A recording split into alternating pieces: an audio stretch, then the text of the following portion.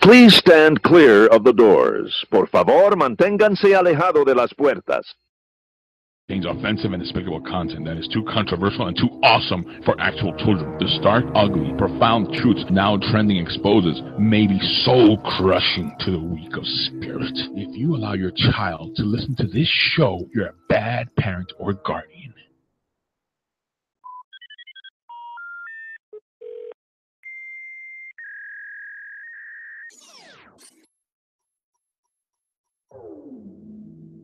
Power on. No one told you life was gonna be this way. When it comes to one-year-old Mariah Cartavius, you are not. Space, the final frontier. It's 5 years.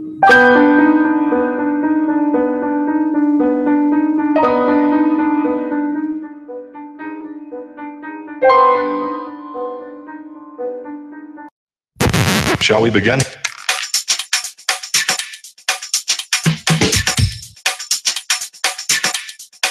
Let's begin now. Happy Monday, everybody. It is Monday, September 18th. And thank you for joining us here and Now Trending on 24/7 Miami Radio. We are back, guys. Feels like forever. It has been forever. We have literally jumped hurdles to be here. Speaking of hurdles, we've had hurdle jokes going on. We are broadcasting today on 24/7 Miami.tv. We are over on YouTube. We are somewhat on Facebook Live. However, we're just having some audio disabilities. Is that what we would call it? An audio disability? Audio challenged. Audio challenged. We are challenged in more ways than one, including audio today. Yay. Oh, we are back. We are here post Hurricane Irma. Where we took a brunt of the storm.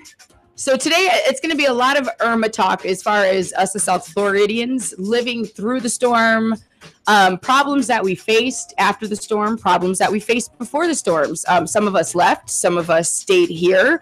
What were our reasons for leaving? What were our reasons for staying? I think this is just important talk because lots of people around the country give us their opinions. I think we've all seen through social media, even though some of us, we were still checking in on social media during the storm. We've seen lots of opinions from people all over the country and then some, just making comments as far as their opinions and judgments, as far as how we handle things during times like this. Because again, we all, some of us are from here, some of us aren't. And we all have our reasonings when it comes to dealing with such a catastrophic situation. And it was a very catastrophic situation. It was devastating, scary at times. It's a natural disaster. It's a natural disaster. What more can you sum it up? It's just, and another challenge that we face is going through this all week. We live on grid the majority of our lives. When we go through a natural disaster or something like this, we are thrown off the grid. It's learning how to live when you're off the grid. And then coming back to reality when things are restored. We've been in a different mindset. I was in a totally different mindset last week. I just was in another place. And you can feel it. You can physically and mentally feel that, like, you're no longer in Oz anymore. It's you do. And you just go into this different mindset. And then when everything is over, you're just told to go back to normal, and you're sitting there when things are starting to get restored and you're trying to make sense of what just happened. It takes a minute to process. We lived through all of this and still some without power. May people in South Florida get power soon. We have, the Keys. We're going to discuss that. They're going to be without power for a while. We have our folks in northern Florida, more parts up in the state, who they've been told a few weeks before they get power. Again, that's challenges that we face. But again, it's just a time that you're just told to go back to normal after your just whole way of living was turned upside down, like one of those snow globes, shaken, by one of those pain in the butt kids, that run around with the snow globes and they got to shake it around the stores, and then they just put it back and then like, that's your life. Settle down again. And again, we've all got different stories today to share. Again, and just, to speak for the people out there, we all have friends and family who also went through this and they had their own stories. We've got people out there who are working. Like I said, I have a couple of friends that are linemen. They're out there going, through their own challenges, trying to get everybody up and restored. So again, today's show is going to be a lot about that. We are also going to have Rudy Flores calling into us. And he's going to be from Backroom Sessions. We've had him on the show before. So he's going to call in and talk to us about his show, his Volume 6 Backroom Sessions. That's going to be down in Miami, October 1st. So we're going to get more details on that event. Do we even know what day today is? I don't even know what day it is. It's Monday. I know that, but yes, I was lost on my days for a while. Day by day. I have it to help me out. Sorry, I had to put my show on hold for this. Yeah. So I couldn't even tell you. I do know it's the 18th. Last Monday was also September 11th. This is just another thing because during Hurricane Wilma, Halloween was taken from us.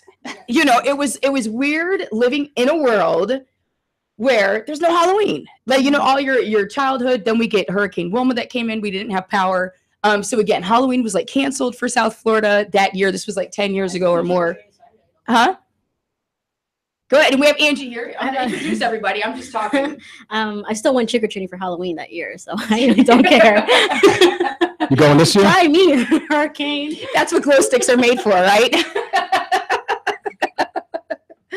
But no, again, so there's just so many different things. We didn't even realize it was September 11th when it was September 11th, because that was the day after the storm. That September 11th is the day that we were able to walk out the door after that storm that just lasted a full 24 or even a few more hours than 24 hours. So again, I'm your host, Joy Canizero of Now Trending, and we have our lovely co-hosts here. Siobhan, how are you doing? I'm good. I'm happy to be here. Yes. Chris, never been so happy to see you. Yeah, nobody is. How are you holding up over there? I'm still here. I'm vertical. We did. We're all here. And Drew, what's up? How's it going over there? Good. Just trying to get over this cough. It is. And then he comes in with sickness. After everything comes in with sickness, and we have the lovely Angie Guevara. And he just rubbed my arm with all the germs all over his hand. And sharing. Andy's here with us. So again, we've all got our stories to share about the storm, where we were, how we got prepared. Again, because like I said, there's just a lot of people want to know how it is a lifestyle. It's like a lifestyle that you live down here. It's not an easy lifestyle. It's a luxurious, uneasy lifestyle. It is. And I want to know also, because the three of you aren't from here. I mean, you've been here a long time, but you aren't from here. So, do you become acclimated at a point where it's just a lot of people from South Florida, I'm from here. So it's not really a place, where do I go? Or so from people who aren't, like I said, native from Florida, do you ever feel enough of this crap? I came down here, you got, family. I have family in other places, but I was born and raised here, and I've been here all my life. Well, everywhere I've lived has some sort of natural disaster, so that's not new to me. I mean, California got the earthquakes. Yes. And in New York, we had a few hurricanes. Blizzards and hurricanes up there, right. The nor'easters, are basically tropical storms with snow. Right. Yeah. It's cold. Right. Well, that's and windy. Right. And that's what I was thinking about last night. Because even when you're going through these natural disasters, you wonder, is the other, when we see natural disasters in other parts of the country, we just sit back and watch from the news. We're still living our lives. Mm-hmm. So then last night I was thinking, well, this is just like watching blizzards for people in New Jersey. Because you think of, okay, where can I go that's safe, that doesn't have natural disasters? There is no place. Right? Is there such a place? Now, like you said, you're from California. Hurricane or earthquake? Oh, that's why I don't live in California. Yes. At least with a hurricane, you have warning and, you have time to get out of the way of it, and keep yourself safer. But an earthquake, you always have to be prepared and ready for, because it can hit anytime. And how many have you been through earthquakes? Yes, I'm assuming so. I have. And this whole experience with Hurricane Irma reminds me of when I was younger, living in California. We had a very large earthquake, the Loma Prieta earthquake. And I was 10, and we had school canceled for a week following that. And a lot of places were destroyed. Our house was not destroyed, but pretty badly damaged. Right. And I remember how frightening that was. And this whole thing kind of reminded me of it. Just, having places closed, the kids out of school, and having to do a lot of repair and cleanup afterwards. So, but we didn't have a few days warning. It hit. It just happens. Yeah. That's a good point. And I don't like that. Yeah, I wouldn't know what to do if there was an earthquake. You don't have much time to think about what you're gonna do. I don't want to see myself in that situation either. Like especially like when we live here in Florida, like we already know what the consequences could be. Right. You know, we're below sea level. There's an earthquake. All I have to say is, it's great knowing you. You know, you guys are great friends. You don't even have time for that. I don't even have time for that. And so it's just like I don't know. Like I wouldn't know. Like probably my anxiety would have been like over the roof, like how the way it was for the hurricane. Right. But I'll share my story when it's time. Right. But after I'll share my story. But yeah, like I wouldn't know what to do. I would have no idea. I'll probably be a chicken without a head running around. Like I don't know. I was just gonna ask you something and I forgot. It was you were saying something. But yeah, it was a crazy week for everybody. So Siobhan, now a few of us decided to leave. Well, Yes. okay, a few of us decided to stay. And there's reasons. There's Well- reasons you stay, there's reasons you go. So a few of us decided to stay, a few of you decided to leave. And then come back. And then come back. Leave and come back and come back and leave. I was in a mandatory evacuation zone. So I had to leave my apartment, and the question was, where do I go? Like they tell you to leave, but they don't really tell you where to go to be safe. Right, you're absolutely right. I mean, you have like the shelters, but I don't even think when your area evacuates first. US 1, east of US 1 is always the first to Yes. evacuate, especially in Broward. From Now what everyone knows ends where I together. live, Joy. No. But shelters, 451. yeah, the thing was shelters, I don't even believe were open at the point that you were told to evacuate. No, they weren't. They were still getting things prepared as far as shelters opening. Another huge challenge we had during Hurricane Irma is that we had Harvey just a couple of weeks before, which actually gave us limited resources to what we're typically used to seeing when we do have a hurricane in South Florida. And I'm talking even in the aftermath. I mean, we're splitting power, people, right now. And that's why things are taking a little bit longer to get back on track. And a lot of people forget, to realize that. But it's just a time where the country, we're sharing resources when it comes to FEMA, when it comes to power people, when it comes to, anything out there, trying to get back in order. Now that's what I was going to say when I said it. I forgot what I was going to ask, but Angie had brought up the point, during a hurricane, you can say goodbye. You can do these well wishes. To where an earthquake, you can't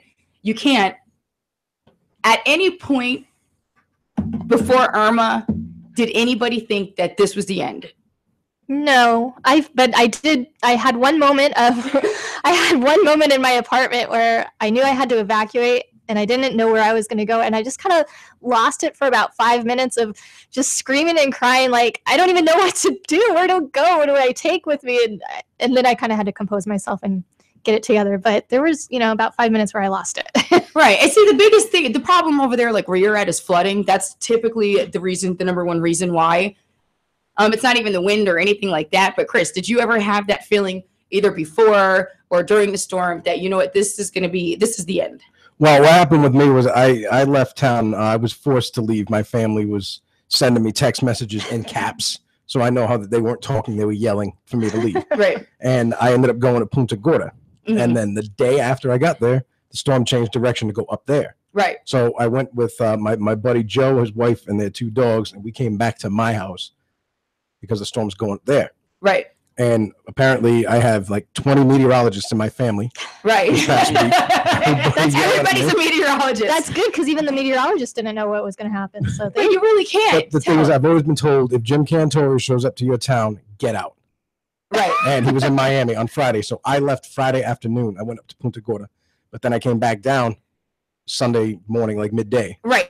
Now, what you're saying, though, the people that you went up to stay with in Punta Gorda ended up coming back down with you? Yeah, because the storm was heading for them. Wow. A day or two later, like Right. the day after I got there. Right. So they already had stuff by the door in case they had to evacuate. Right. They already had a plan. There were 2 evacuation shelters near where they were. Right. So we were going to go if we got the call. But then I'm like, guys, let's go back to my house. Look, the East Coast is in the clear. Right. Absolutely. We're going to get bad weather. We're going to get rain and wind and all that stuff. But let's go back to my house. Right. It's concrete walls. It's safe. It's an old house. It's been there forever. Yeah. So we ended up going back to my house, and we wrote it out there, and then we lost power for like 5 hours. Sunday night at midnight till about 6 or 7 in the morning. Then it came back on, then went off again. But we just kind of rode it out. You know, there's nothing else to do. Where are you gonna go? Can't jump in a boat, get on the water. Yeah, no, absolutely. So like we said, you know, Chris, and then Siobhan, you left and you went to Tampa. I went to east of Tampa. Okay. So like a suburb of Tampa, which was after the storm did shift and it was headed for Tampa, and they had much less notice to evacuate the coastal areas there. Yeah. The mayor was saying, you know, if you're in an evacuation zone, you don't have to go far, just get out of that zone. Because there wasn't a lot of time left and there wasn't any gas left. So a lot of the people were actually evacuating to the neighborhood I was in. So I felt pretty safe where I was at. Right. And Drew. Yo. Did you ever have this is the end moment? I did. I'm going to say, huh? Yeah, sure. No, for real. No, not really. Say, you know, can't you just answer? But It's hard, nothing. it's hard. This storm, though, the it's size just, of you it know, before it even came, like I said, we were thinking it was going to be a Category 5. Again, people are posting up pictures that this storm, you know, is 5 times bigger than Andrew. Well, the one part that I try not to lose control or lose my mind, because then nothing gets happened. You just end up dying in a corner full of water or something like that. So so you did have fear of death at some point. Oh yeah, but you control the fear, you know. Plus, I got people around me, so I gotta, you know, He's got to set the example. Right. You know? Exactly. So you know, and if my wife freaks out or my kids freak out, I don't want to be like, oh my god, they're all gonna die. Man, you got to be like Han Solo. You got to be Joe Cool. Exactly. Yeah. So, you know. So, but there was a moment when, because we left, because we were sitting and we made this agreement long And I want to ago. say, at what point did you decide to leave? Yeah, we made an agreement a long time ago, my wife and I, that if it gets to Category 4 or 5, we're out. Okay, because that's what I was wondering that during the storm when you guys decided. It's not even a discussion. Okay. We're gone. So now the news reports that we're getting either a 4 or 5, and then you guys are like, that's it, we're out of here. So we look at the path of the storm, and there's this neat little website called Storm Pulse that we look at. It makes it all look nice and pretty. But basically, the prediction line of the storm was literally through my house. I was going to say, so do they have the European model or the U.S. model? They have their own. Yeah. They have their own model. They have a South American model, right? So I was like, oh, that's just another thing we're going to get into models. Yeah. Models. Go Yeah. ahead. I was like, okay, that's it. We got to go. So we pack up the car. Yeah. We hop in the car. We go to Tampa. We fill up the gas. We go to Tampa. We drive. We get to a little rest stop. Put more gas in the car. Get going. But honestly, there was really nobody on the road to Tampa. Well, you left pretty early. I think you left earlier than most of the crowd. You left on Wednesday or Thursday? No, we left. I want to say Friday. Was it that late? I don't think you left that late. I think it was Siobhan and Friday. It also depends on what. Well, it gets better. I know it's like Friday. So we leave. We go up there, right? Yeah. We get there. We get to my brother's house. We unpack the car. We talking with my sister-in-law. We're having a good time. We go get something to eat. We come back. Latest update. Now the storm's heading straight to Tampa. Yes. So it's like at that very moment, my only thing I could say was, "Oh, look at that!" Because at that moment, I literally had no idea what to do. Right. Yeah, because you're up there. You think you're safe. You left there for safety. And I know this damn thing is like 600 miles wide. So where are you to go? At what point, you know, I can't risk taking these guys on the road. Right. And I'm like, oh. So we try to find a hotel because my brother-in-law, his wife is flying around the house because she's losing her mind. And okay, we got to figure out somewhere to go. So I go to my computer, look and see what I can find. I found one room. One room that was sold out before I could even think about taking the room. Yeah. So I was like, I told my wife, I can't find anything. She goes, you know what? I said, no, we're not. She goes, yeah, come on, might as well. So fine. So we go back home. So we packed up. I was literally in Tampa for 23 hours. Yeah, and then he found himself heading back home. And also heading back home. Still, Same thing with me. Traffic. Still no traffic. No, there was no traffic coming down. You know, there was when I was heading up. Yeah, when you guys, right. But it also depends on what road you took, because I heard the turnpike was a parking lot. You guys left, I think, at a good time. My cousin it took her 20 hours to get from the first rest stop to out of Florida. My sister and her husband, they bailed out and they were stuck in traffic when they got near Jacksonville. So I left, like I said, Friday afternoon. Must have been like 2:30, right? Something like that.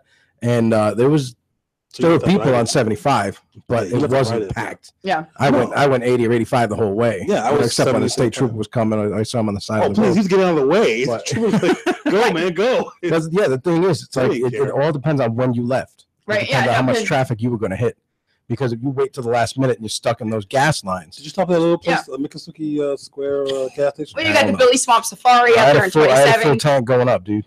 Yeah, You know? but now, okay, so that just goes to answer our question. The 3 that left never feared dying, and meanwhile, you and I stayed, and I was saying goodbye. I wasn't frantic. I think I'm just at the point in life to where death, like if when it happens, it's going to happen, and it's beyond my control. So I was honestly like days before the storm, as everybody was preparing, and we were watching this huge storm come at us on the news.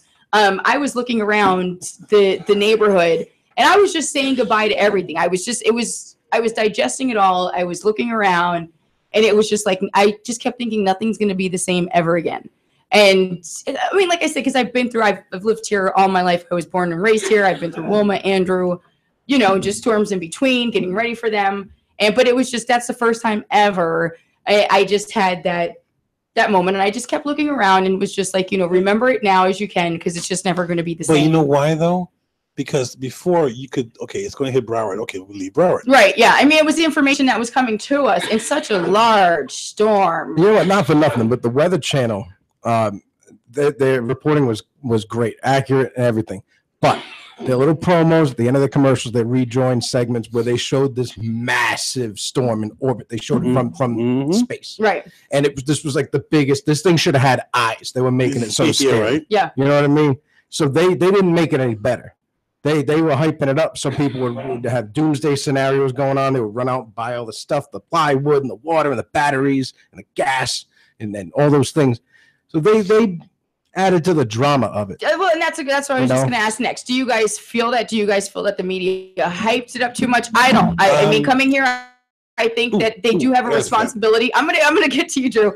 But I do think that they have a responsibility. It is a serious situation, but it's how you take it. I can't turn around and say, oh, the media, because we did that during Andrew. It was like Brian Norcross and Max Mayfield, got slammed during Andrew. And I think that now it's, with all the models out there, it's still so unpredictable. And they're only doing the best they can with the information that they're given to us. So how far the Keys, the Florida Keys, were wiped out. So it was, but really, can you even prepare yourself for such a storm? They hyped it up even more when they had a cameraman at the Home Depot in Fort Lauderdale and then at a Publix in Fort Lauderdale, asking people, "Oh, what are you buying? Well, what do you think they're buying? Ice, water, batteries, all that stuff." They made it like, you have to get this stuff. We're only open till this time. You have to get here. There's going to be lines. There's going to be all this mayhem, all this chaos. They made it worse, but they did the right thing, because whoever wasn't prepared. Right, and Drew, you were itching to say something. Well, of course, my folks over at my station, they did really well within Power Limit over at W4. But for the most part, there was one guy up in Tampa that we were watching. His name was Paul. Paul Delgado, I believe. He's on a Fox station up there. And the guy said the best thing in the world. He looks at the camera and he goes, and it's going to go, we don't know where it's going. That's exactly what he said. That's exactly what he said. That's exactly what he said. That is the most accurate you're going to get. We don't know. That's awesome. Yeah, I read his on his Twitter page, which is Paul Fox 13. So, But- Chief Meteorologist at Fox 13 in Tampa. Random musings on the weather and whatnot, frequent in sarcasm. So that tells me he's being totally honest. He says, we don't know where it's going. What else are you going to do? Exactly. You can't say for certain that it's going here on this day at this time. They said for certain it was coming to us. And where'd it go? Not us. No, but you know what? Miami got hit pretty bad. Yeah. Like, you saw the flooding and that guy on the Weather Channel who was in that blue rain outfit and he's standing like this. Oh, please. One of my reporters was flying down Biscayne because and they caught her. And then the next scene is his legs he's up to his knees in the water. I forget what street he was on, but it was all that flooding over there. But you can only like you said, you can only do what they give you.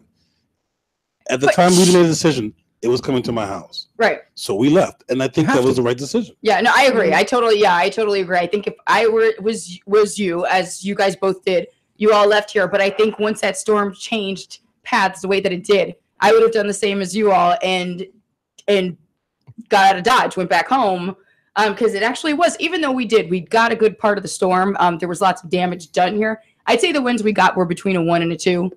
If that, I've been trying to look all morning exactly to what we've got, but there's just so much. The tropical force winds is what we got. We got just, I don't know, there was a lot more damage than that. I ended up, well, that's still strong. Don't get me wrong. That's still no, strong. it is, yeah. I ended up putting 80, 100 miles at my friend's house. We ended up putting up the plywood on all of the windows and brought some stuff into the garage and things like that before we bailed. So in effect, we did a good thing by securing his house and taking down some tree limbs and things like that before we left. And I always feel better if I'm riding the storm out at my house. Right. Yeah, I think everybody likes to feel comfortable.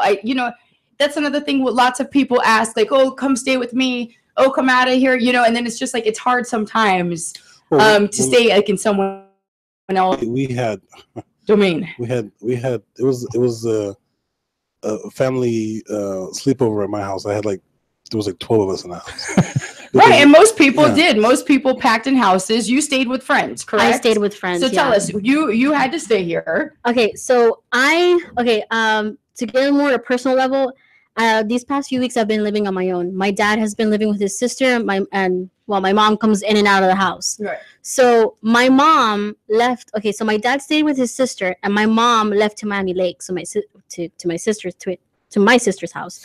And I couldn't stay at my sister's house because I had my dog. And my sister got picky at the fact that, hey, my husband has all these antiques and I don't want the dog peeing all over the place. So I'm like, okay, that's fine. So I stayed home and I did love. I know, right? Such a great sister. Wow. So I stayed home and I did the gesture of like, let me go all the way to the expo fair, to the fairgrounds and see if I can go to the shelter. It's pet friendly. So I went over there and it was packed. Yeah. So then I came back home. So I was like, okay, I don't know what to do. So I put it on Snapchat and that I'm like, my dog is like sleeping in my legs all calmly, all relaxed. And I'm freaking out. My anxiety is up to the peak. I have it's secure. The windows are secure. Everything's good. I'm packed with food.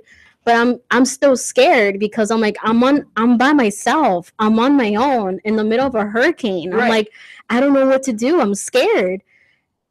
And I would like, my mom would tell me these stories that what she went through with Hurricane Andrew, and I'm like, it's not helping. Yeah, right. So my friend saw on Snapchat that I was by myself, and she was just like, why don't you come up to, like, my friend lives around here. Right. So she's like, why don't you come up here and we'll just hang out so you don't be by yourself. I'm really scared. I don't want you to be there on your own. Yeah. So to bring the dog with you. I have a dog myself, so just bring the dog with you. So I just packed up my stuff, packed up my dog stuff, right, and I left. And I didn't think about it. I didn't sit down and like, okay, let me see what I need. No, I was just like, let me just grab whatever clothes I got, packed in a bag, and I just dipped. That's it.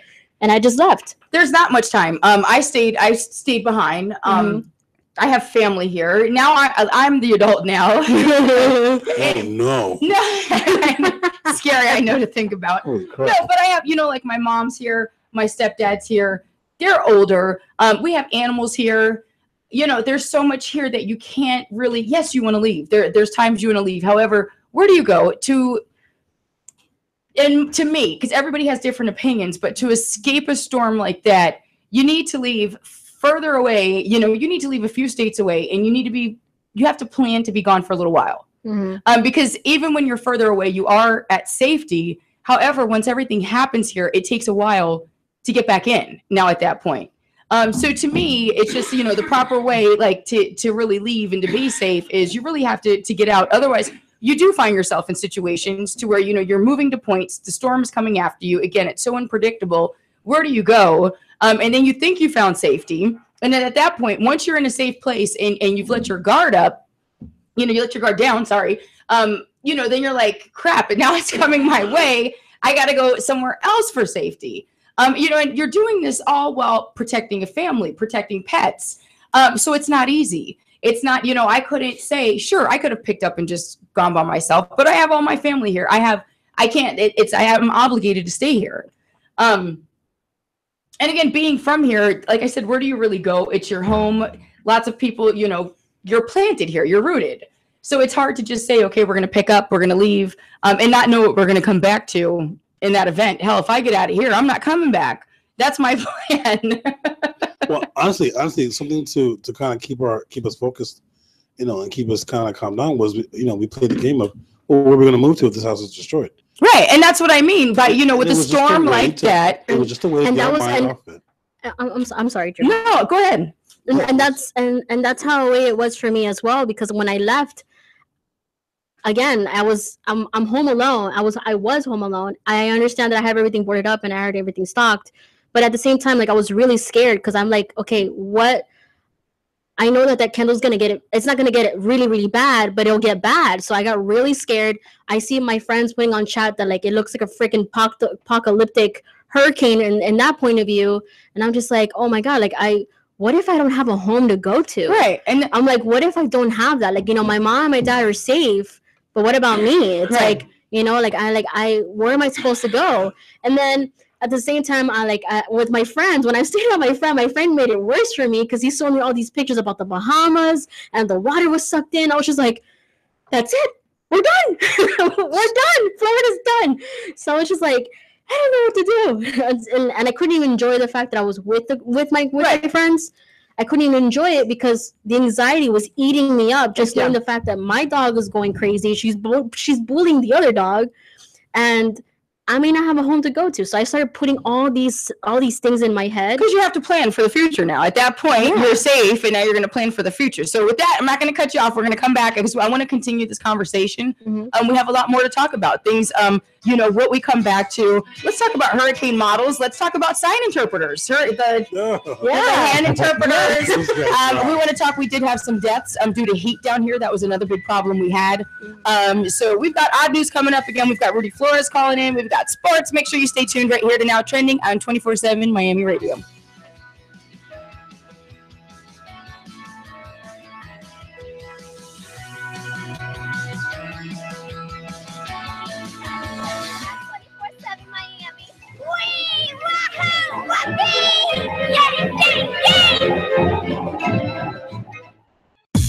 You're listening to 24/7 Miami Radio. Hey, it's the guys from the couch, and we're coming to you now live on Tuesday nights at 7 o'clock with your favorite segments like Simple Jack and W. Dubai Knows It All. Catch us every Tuesday night at 7 p.m. live on 247miami.tv. We talk about sports. And other things. Like what? W eating chips. I can't put these chips down. 247miami.tv. The couch. Hello, everyone. This is Drew from Now Trending. And usually I'm driving the bus in the show, keeping it from riding off on the rails. Every Monday from 4 to 6 on 247miami.tv. Oh, boys! I'm back!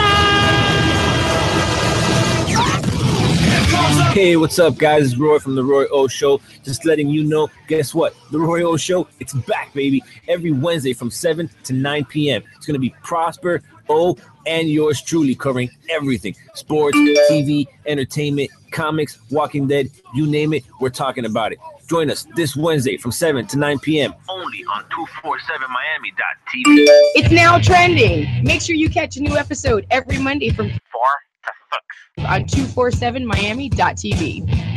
Oh, what a day! What a lovely day! Monday, Tuesday, Thursday, Wednesday, Friday, Sunday, Saturday.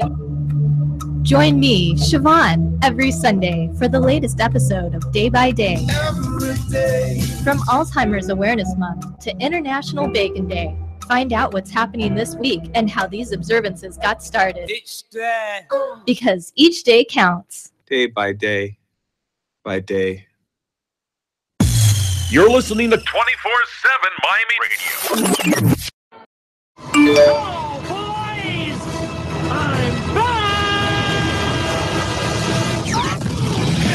Hey, what's up, guys? It's Roy from The Roy O Show. Just letting you know, guess what? The Roy O Show, it's back, baby. Every Wednesday from 7 to 9 p.m. It's going to be Prosper, O, and yours truly covering everything. Sports, TV, entertainment, comics, Walking Dead, you name it, we're talking about it. Join us this Wednesday from 7 to 9 p.m. only on 247miami.tv. Now Trending every Monday from 4 to 6 on 247miami.tv. This is Chris Metal here for Now Trending, coolest show on 247miami.tv. Join us every Monday afternoon at 4 p.m. Joy Canizero, your host, Drew Dawkins, Siobhan, and Chris Meadow. Every Monday afternoon, 4 p.m. Eastern on 247miami.tv. You're listening to 24/7 Miami Radio. Hiya, this is Harley Quinn, and you're on 24/7 Miami. Wee! Wahoo! Whoopee! Yay! Yay! Yay!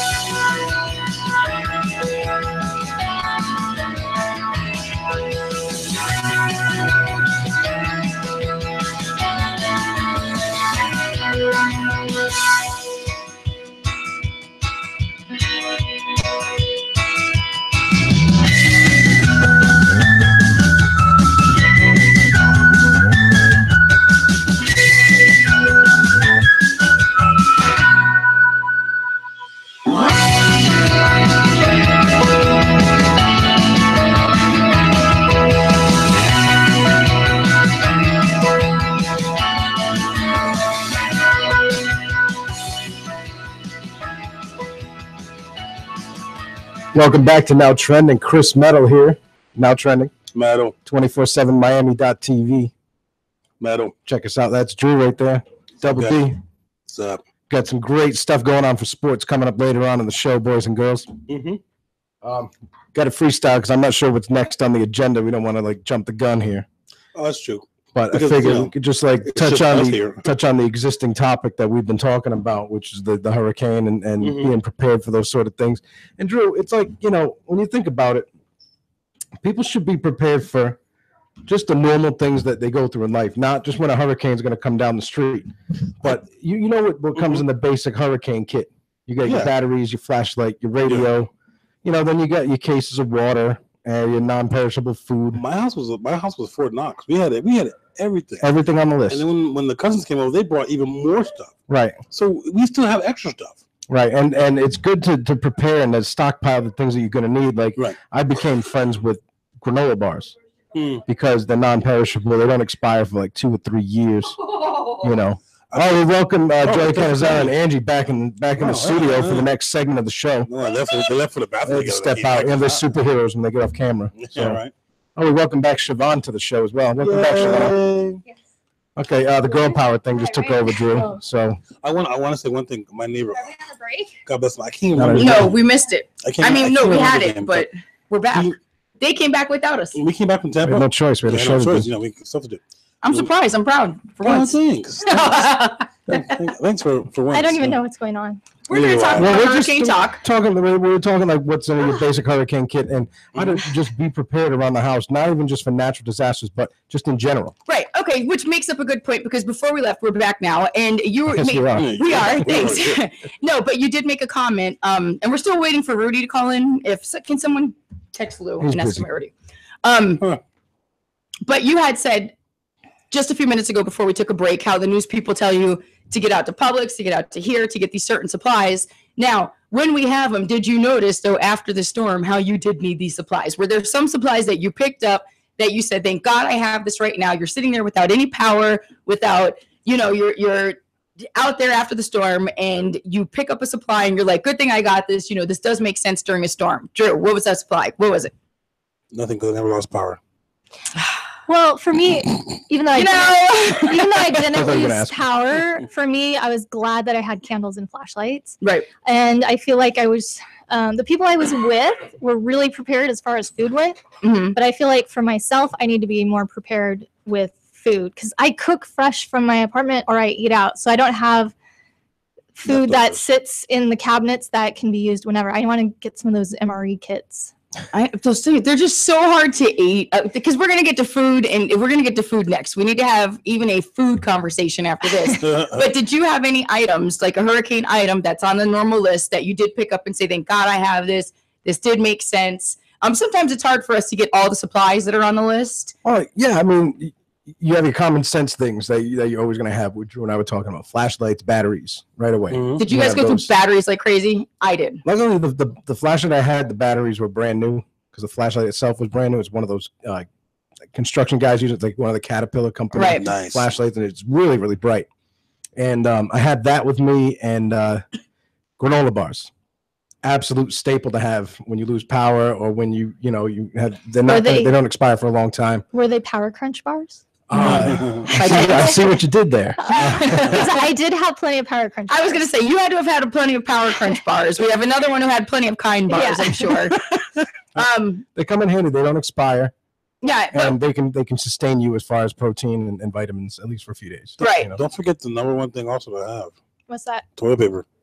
Yes. Yes. Something MacGyver came to fix. I thought you were going to say toilet paper, paper towels. That's a different story. No idea. When I stayed with my friend's house, me and my friend, we were like, he was panicking at the fact that we didn't have any toilet paper because they only had 4 rolls and they flew by. Yep. I was just like, I don't know what to do. Then we have to use paper towels. You're gonna have to improvise. But those are things, you know what, that a lot of times, we need to check hurricane lists because they do have all these items, but I don't recall ever seeing like toilet paper. Those are just friendly reminders that things that you can't run out of. Feminine products are another thing, because again, you can't just run out to the store, and it's going to be days before you're able to run out to the store to get these things. Those are things that should be on the everyday list, not a hurricane survival No, list. I agree, but That usually should never be out of supply But at on your an home. everyday kind of thing, if you run out of toilet paper, you just pop out to the grocery store Right. or wherever and pick it up. Remember, I But had you 16 would rolls. go replenish your supply before you run out.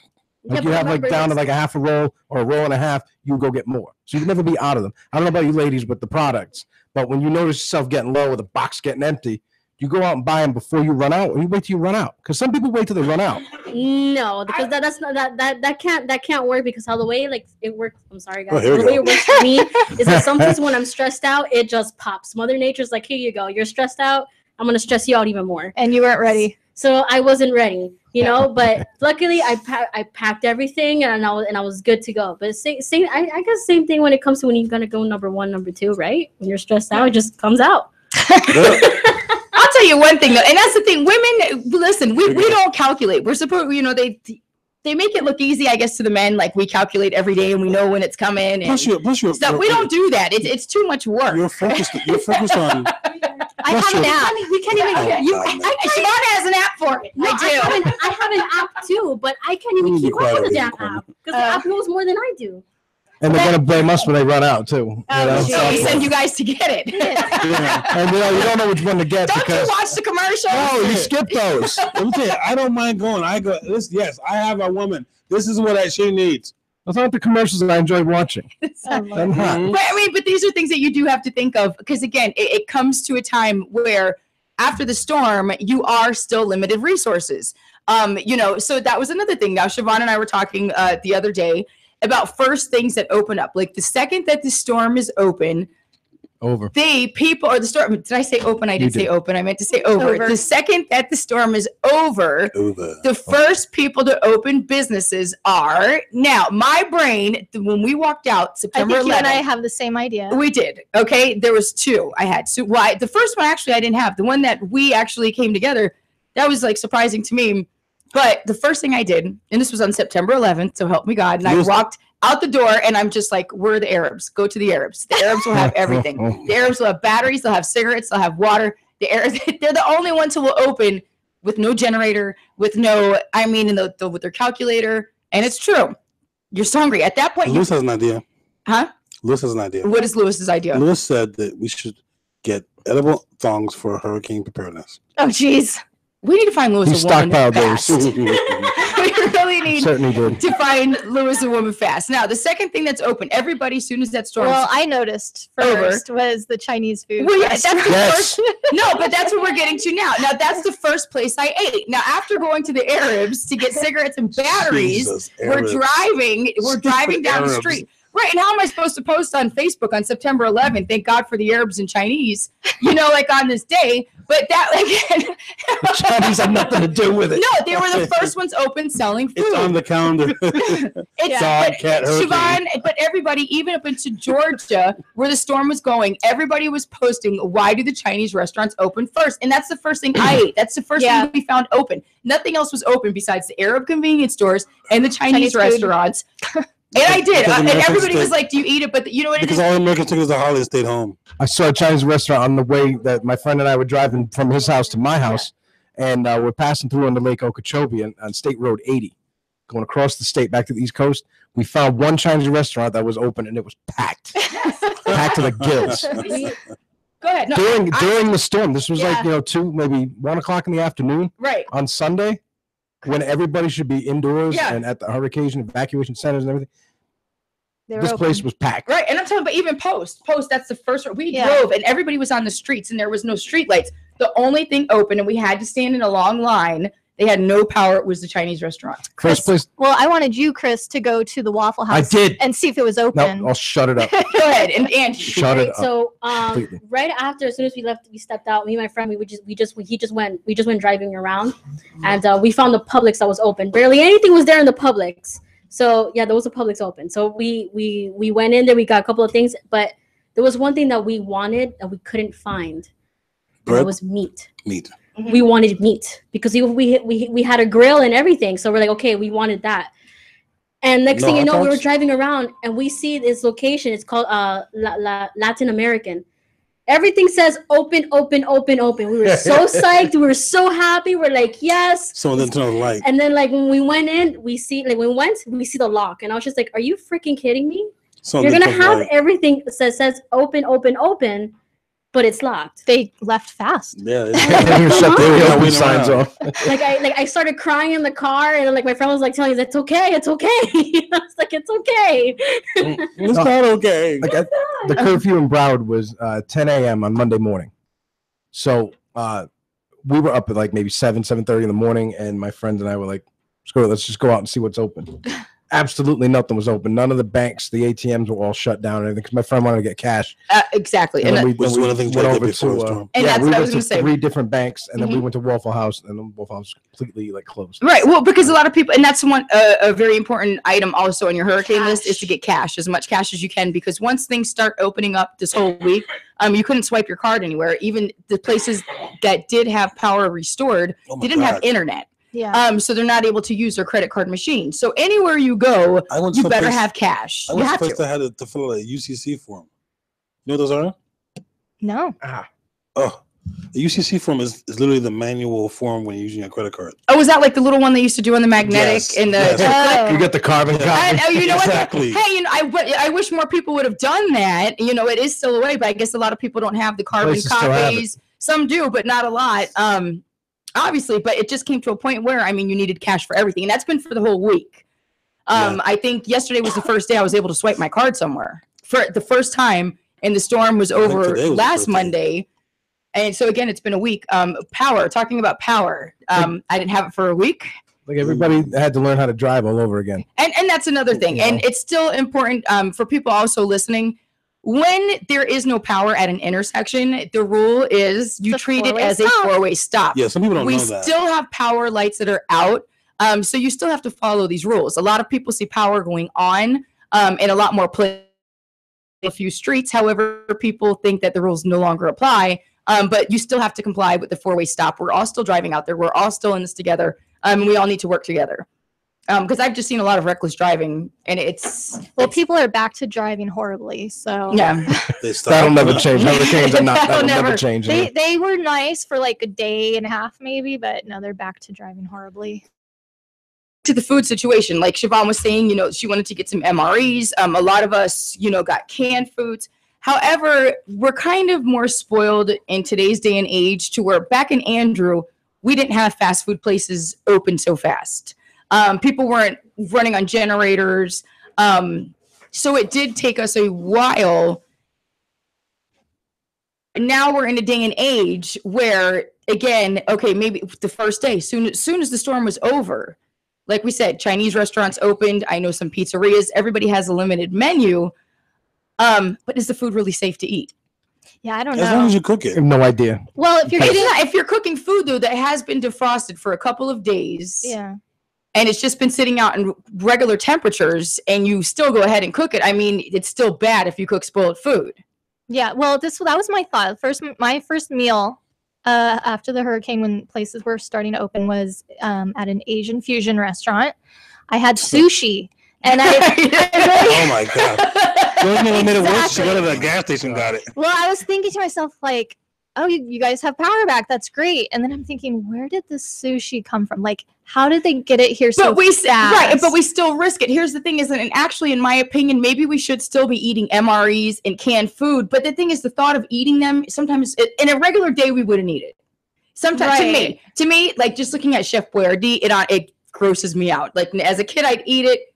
This day and age, you wouldn't see me going into a store getting a can of Chef Boyardee. So when the storm is over and you're starving, right? You don't even look at this canned food. You don't look at these MREs. You still don't want to eat it. But then is it safer to eat what we've been buying out there that honestly we haven't had trucks coming in? If they have limited menus, that's more than obvious. That's what they have on hand. Another thing is we had so many different cities, again, without power, water issues. Yeah. Okay, so these restaurants are running ice machines.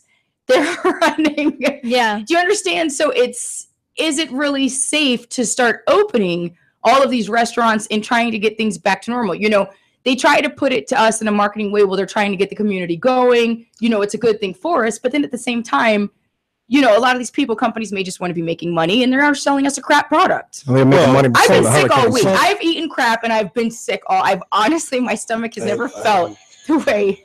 It's the sushi did not make me sick, and I got to say the soup I had with it was one of the best things I've had in a long time. Yeah. So I feel good about my choice. Yeah, I think most ice machines have filters on them, so that portion is not too bad. But still, that water's not boiled first. When they tell you boiled, it's usually meant for washing. No, actually not. On the news, they Consuming. changed it for consuming. They actually changed it the other day because people were worried about showering in areas that did have a boil water order. But they did say that actually the water is okay to use for showering. It's for ingestion is the issue. And washing dishes. Yeah, washing dishes. Right. But, you know, I figure too, if I don't want that to be in my mouth, I don't want it to be on other parts of my body either. So I was not cool with showering under the boil water. One day, yeah, I know. I did take a shower. Yeah, you kind of have to. You get to a point. A cold shower at that. And I was just like, you come to a point where you just need a shower and you're like, I don't care if it's sewage coming out of the drains. I know. Yes, you do. Yes, you do. I'll risk Yes, you it. do. No, you won't. No, you won't. The canned food that you were alluding to earlier, the Chef Boyardee and everything, never looked so appealing than in times like these when you don't trust, like you were saying, the food that restaurants are making or things like that you have to do at home. Maybe you just make that the way it is. You'll somehow get it down. But maybe it's safer. Like it honestly is safer. I think for a week, I don't think for the first week that we should go out running to fast food places, getting what we can. Because again, the first thing I did was empty out the refrigerator and scrub the refrigerator. Me too. You know, and it was just, that was stuff that just sat like after the power went out and the next day, you know, and everything was thawed out. This morning we drove by the garbage truck. The garbage truck has never smelled so bad in my entire life. And, you know, and I just said, well, you have to think about it. Everybody's throwing out their refrigerator, you know, everything that was in their refrigerators. There's just tons of rotted meat around here, groceries. True. But wouldn't some restaurants also have their own generators as well? I mean, maybe. But that doesn't stop things from like freezers and Are the coolers from generators? stopping That's the from thing. running out of power before they turn back on. Absolutely. The Because, generators. right. The thing is, usually someone's not sitting at that business during the storm when the power goes out. So once they come back on is when they flip on the generator. So And they don't know how long it might have been out nobody knows for. how long. Right. And they're stuff has not been going to out. advertise that when you walk in. Oh, the freezer been off a couple of days, you guys, and I just want to let you know. Right, but you know what? In any other circumstance, if we didn't have that, we would have food inspectors. You'd have food inspectors in there with thermometers and this and that. You know, do you guys think that maybe that's something that we should have inspectors come in, or to say it's safe, or? I know. I agree with you about waiting about a week or so. Yeah. For the businesses and the restaurants to get new supplies and replenish what they have, things like that. That's for your own safety and your family's I do safety. it. This is the first storm I've ever been in that after so many fast food restaurants were open so fast. To be honest with you, for Wilma, for Andrew, we had no choice but to eat Chef Boyardee for days, and we were, boiling water on the grill. But that was also a different storm in the sense of. But even Wilma was about this. Wilma was I think Wilma was even a little less than this, less powerful than this. And I didn't have power for a couple of weeks. I didn't have power for with Wilma. I think we had power for like 10 days. Yeah, same. I was like 11 days, but we were eating nothing but Pop-Tarts, grilling, boiling water on the grill. Then we went to the mall. We went to the mall to eat about, I want to say maybe a week later. So I got to a point where we're just going to the mall to eat because we want to cook food. We cooked everything in the house. The first day you cook everything. All you do. The first day, the first day, and that's when my power went out. Just as I was finishing cooking, it was Saturday. It was Saturday, probably like around 8 o'clock. The storm hadn't even come yet, and that's when the power went out. But yeah, next time I think I'll rethink. You think? Well, I say that now, but it's just such a time. You wake up again, you're hungry, you're tired of eating, cookies and crap like that, and you're just like, where can I get a hot meal? But again, we really need to rethink. How many of you like ate almost all your food the first day? First 2 days, almost everything was gone. Because you had nothing to do. I'm hungry. I didn't lose power until like the next day, basically, because the storm had blown through all day Sunday, and we lost power Sunday at midnight, going into Monday, and it came back on Monday morning at 10 a.m. But then it went off again at about 11, and it wasn't on until about 6 the next afternoon, same afternoon. So what was the first thing that you ate after the storm? Your first meal after the storm? After the power went out. After the storm was over, the storm was said and done. You walked out the door. Now you walk out to assess the situation. What's the first meal you ate? I went to Publix, and they had very limited supply. The generators were on, so there were only a handful of lights on. It was like shopping in the dark almost. Right. Was there a lot of people that were they only limiting? Yeah, no, there were a lot of people, but everything was like limited. But were they limiting people? Some stores would only let 5 at the one I went time. to, they didn't really do that at the one I went to. But everybody was running to the place where they make the sandwiches, and everybody was turned away because they had no bread. Yeah. Right. So it was like you can wait about an hour. I don't know or two. that I'd want to eat the meat. That was Exactly. Now I went and got some cold cuts, and I bought whatever kind of bread they had, and I made sandwiches. Right. So that was my first meal. Once the power came back on, or once the storm was really over and things started opening back up. Right. So Siobhan, you had sushi and soup.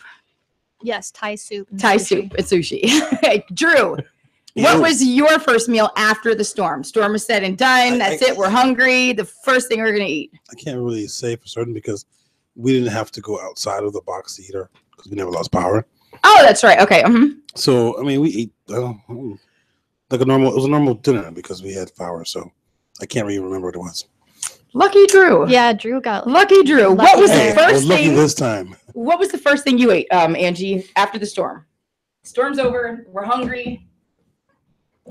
We went to Publix and we got food from there. Like we found like the little hamburger sliders, and I got dared to try the Lay's chips that were like the new ones. Yeah, the flavored. What flavor? Tacos. I had those during the storm too. Were they good? They're pretty good. I left them in Tampa because the little girl I was with liked them so much. I was trying the other two flavors, the everything bagel, and what's the other one? There's a limon flavor. I only tried the crispy taco. Yeah, it was pretty good. So we all that's all we did. Like on the bar, I felt like my friend was about to burn down the house completely, like his apartment. I thought, but no. What was that? What was the chips called? Huh? Yeah, they're the Lay's. It's the Lay's. The crunchy taco. The taco flavor. The crispy taco flavor. Drew, what was? I'm looking at it right now. That's because you've been stuck in your house with power all week. Not like the rest of us living out here in the real world with no power. I was watching TV and stuff like that. Ugh. My first meal, I was with Siobhan down the Asian lane. Again, Mongolian beef. Well, I hope it was beef. It was Mongolian something. Hey, they ship out a lot of cats and dogs out here. According to Lou, cats and dogs. It was a lot of Mongolian. Yeah, I had didn't make Mongolian the trip to the airport. It was the only thing. Stop. So that was another thing. What was I just? You guys have me all over today. First show. Yeah. I know. 2 weeks. That's the Mongolian beef was pretty good. Like I said, I just hope it was beef. Yeah, well, Moving on. Another issue. It doesn't matter now. Okay, another All issue protein in that the we end, faced. We did. We're still alive today, right? My stomach made it through. Hamburgers. I just really hope we start getting fresh shipments in soon. I mean, Wendy's, everybody's According still to, on a limited menu. According to my my secretary here, hamburgers and rice and beans. Hamburgers, rice, and beans. Okay. Well, You also have been at Drew's house. I have to go grocery shopping tonight because my list keeps growing longer and longer. So I hope they have everything I need. Well, that was another thing was a lot of people got power. I think what the power people were doing was trying to get everybody restored as fast as they could, even if it was temporary. And now they're going and they're fixing more bigger issues within our areas. So they cut the power off during the day. We had that happen. So it was an issue of, okay, don't go to the store yet. I'm still waiting to go to the store. Drew, what do you got for us?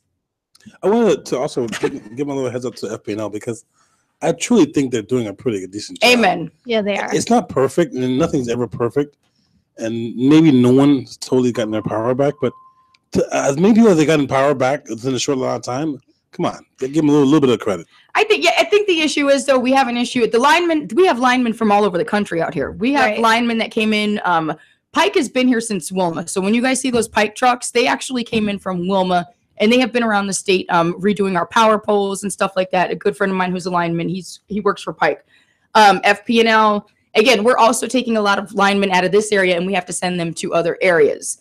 Back from Houston. The issue is more of a political issue. Sorry, I'm going to let you go in just a second, Chris. But the thing is that since Wilma, FPL has promised us a better infrastructure, and they have raised our rates dramatically. There's no doubt about it. In the past year, the governor even allowed FPNL to give us a 12% rate increase. And again, this is a matter over a decade to which we were told that we're going to have an infrastructure that would last up to a Category 2 hurricane. We wouldn't have so many issues. However, only half our county has underground power at this point. This has been a 10-year project. So I think that's where the madness comes in. It's not at the linemen that are out there doing their jobs. However, people are being pretty rude to them, which, again, it's the last thing you want to do. They can't do any special favors. They're just out here doing their jobs. But, go over to Governor Rick Scott and Mr. FPNL. And, if you want to voice your concerns, but it's not on these guys who are out here working on our power and doing the best that they can. Like 30 states sent utility workers here. And over 61,500 utility workers are currently in the state trying to repair all the power outages. They can't get to everything in one day. I mean, when transformers blow up on the top of the poles, they have to replace a lot of things inside those transformers, if not the entire mechanism. So it's not, they just don't climb up there, flick a few switches, and then everybody's power's back on. It doesn't work like that. No. Oh, it doesn't. If you watched Dirty Jobs, they had linemen on Dirty Jobs this weekend. It was great. I'm sure it was on. They're gonna, nobody knows the extent of the work they do until all the while they're looking not to kill themselves. It's a very dangerous job. It is. It's a very dangerous job. It's not just the elements like wind and getting shocked. Who wants to mess with electricity? Do you in your own home when there's all kinds of things that could go wrong?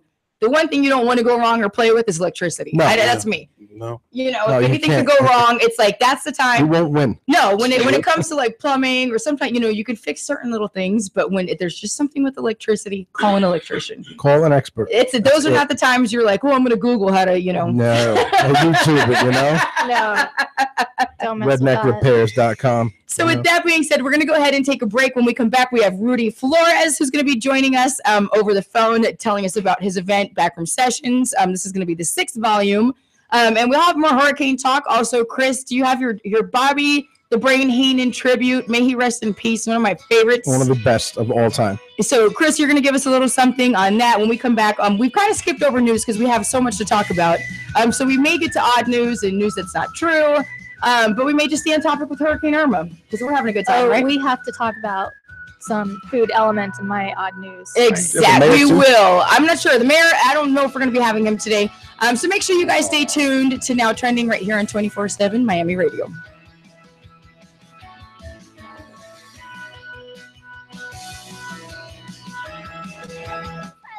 You're on 24/7 Miami. Wee! Wahoo! Whoopee! Yay! Yay! Yay! You're listening to 24/7 Miami Radio. Hey, it's the guys from the couch, and we're coming to you now live on Tuesday nights at 7 o'clock with your favorite segments like Simple Jack and W. Dubai Knows It All. Catch us every Tuesday night at 7 p.m. live on 247miami.tv. We talk about sports and other things. Like what? They'll be eating chips. I can't put these chips down. 247miami.tv. The couch. Hello, everyone. This is Drew from Now Trending. And usually I'm driving the bus in the show, keeping it from riding off on the rails. Every Monday from 4 to 6 on 247miami.tv. Oh, boys! I'm back! Hey, what's up, guys? It's Roy from The Roy O Show. Just letting you know, guess what? The Roy O Show, it's back, baby. Every Wednesday from 7 to 9 p.m. It's going to be Prosper, O, and yours truly covering everything. Sports, TV, entertainment, comics, Walking Dead, you name it, we're talking about it. Join us this Wednesday from 7 to 9 p.m. Only on 247miami.tv. It's now trending. Make sure you catch a new episode every Monday from 4 to 6 on 247miami.tv. Oh, what a day! What a lovely day! Monday, Tuesday, Thursday, Wednesday, Friday, Sunday, Saturday. Join me, Siobhan, every Sunday for the latest episode of Day by Day. From Alzheimer's Awareness Month to International Bacon Day, find out what's happening this week and how these observances got started. Each day. Because each day counts. Day by day. By day. You're listening to 24/7 Miami Radio. Oh, boys! I'm back!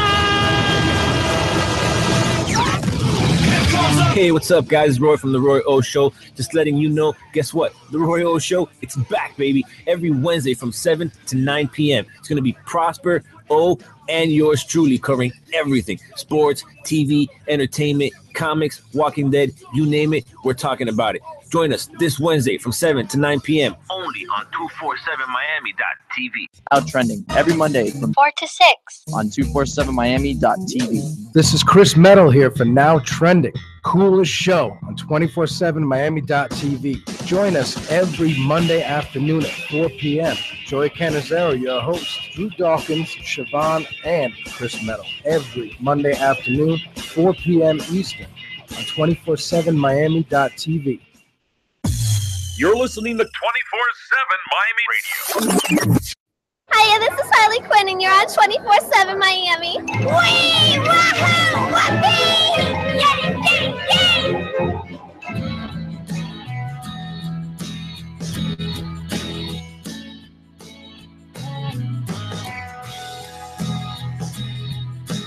And we're back here to Now Trending on 24/7 Miami Radio.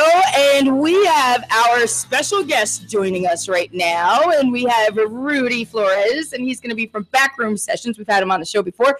Rudy, how are you doing today? Hey, what's up? Doing well. How you guys doing up there? Doing great. We miss your face, man. I know. I missed you guys. I heard you guys moved a little more north. Yeah, right. We are. Yeah, we did move a little more north. Is that what stopped you from seeing us today? It did only for traffic, but I'll be there soon. I definitely want to see all you guys. I missed you. Had a great time last time on the show. Awesome. Well, we do miss you. So how did you make out with Irma? I'm going to get to your event, but I just want to make sure you're okay. How did you make out with Irma? I did well. I stayed in a studio that I have in Kendall called 152. It's basically a huge cinder block, so I felt real safe in here. Awesome. Good deal. Did you lose power for a while? How was recovery after? Recovery, surprisingly, I only had lost power for about a day and a half, and then a lot of friends ended up staying at the studio because it was one of the few places with power. Gotcha. Yeah. First thing I did was run to the studio. I just needed like some studio time, to be honest. It's like a warehouse space. Right. We throw events out of here as well, so it ended up being a great place to stay. Oh, awesome. Well, it sounds like you had fun. At least we're all safe. So speaking of events, you have your Volume 6 Backroom Sessions event coming up. Tell us about it. Well, Backroom Sessions is a platform for locals to showcase their talent. We gravitate around performers as well as visual artists, and we get them all together and we put them on one stage to just show off for the city what they got.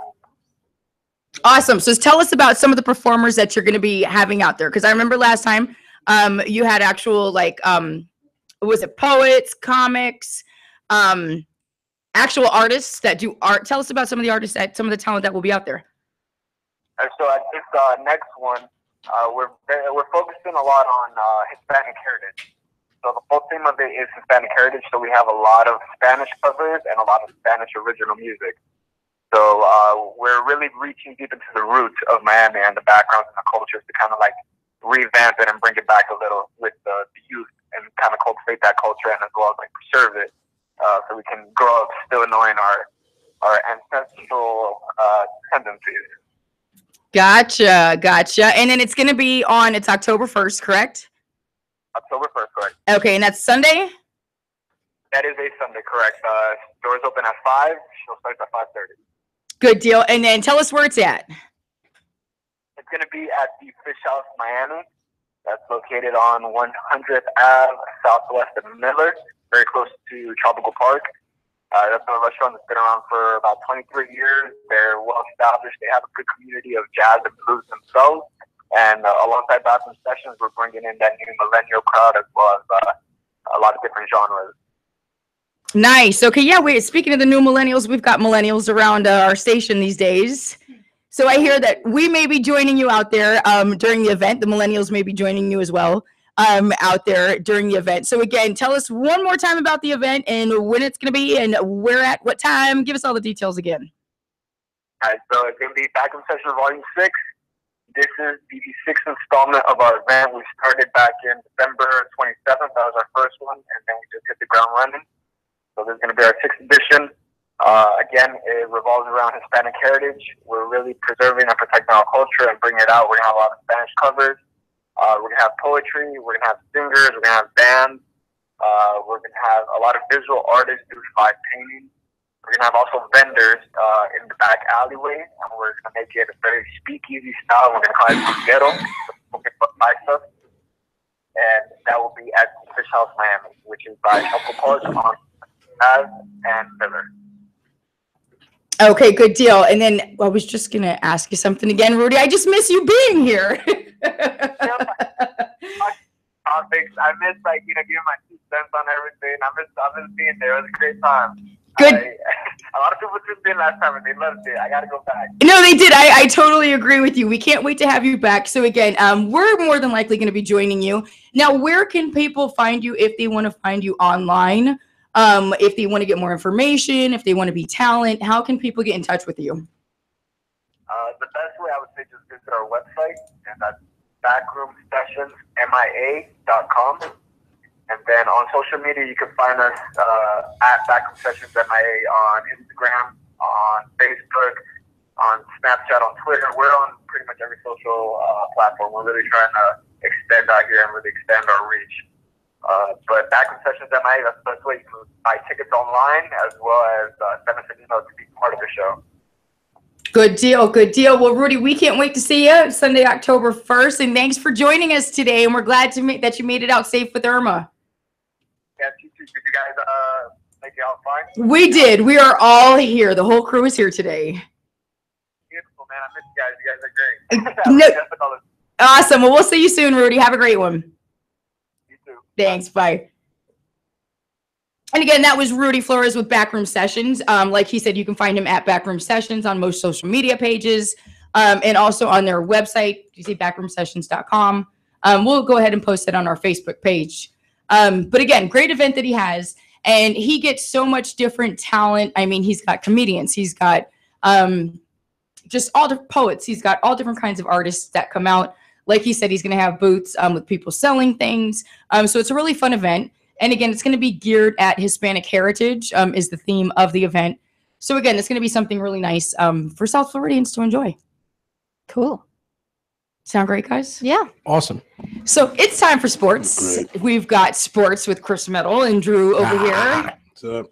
Bring it, guys. What do you got for us? We're going to jump right in and start with the NFL. 2 weeks down already. Can you believe it? We got lots to talk about. We got fantasy talk, which we'll get to shortly.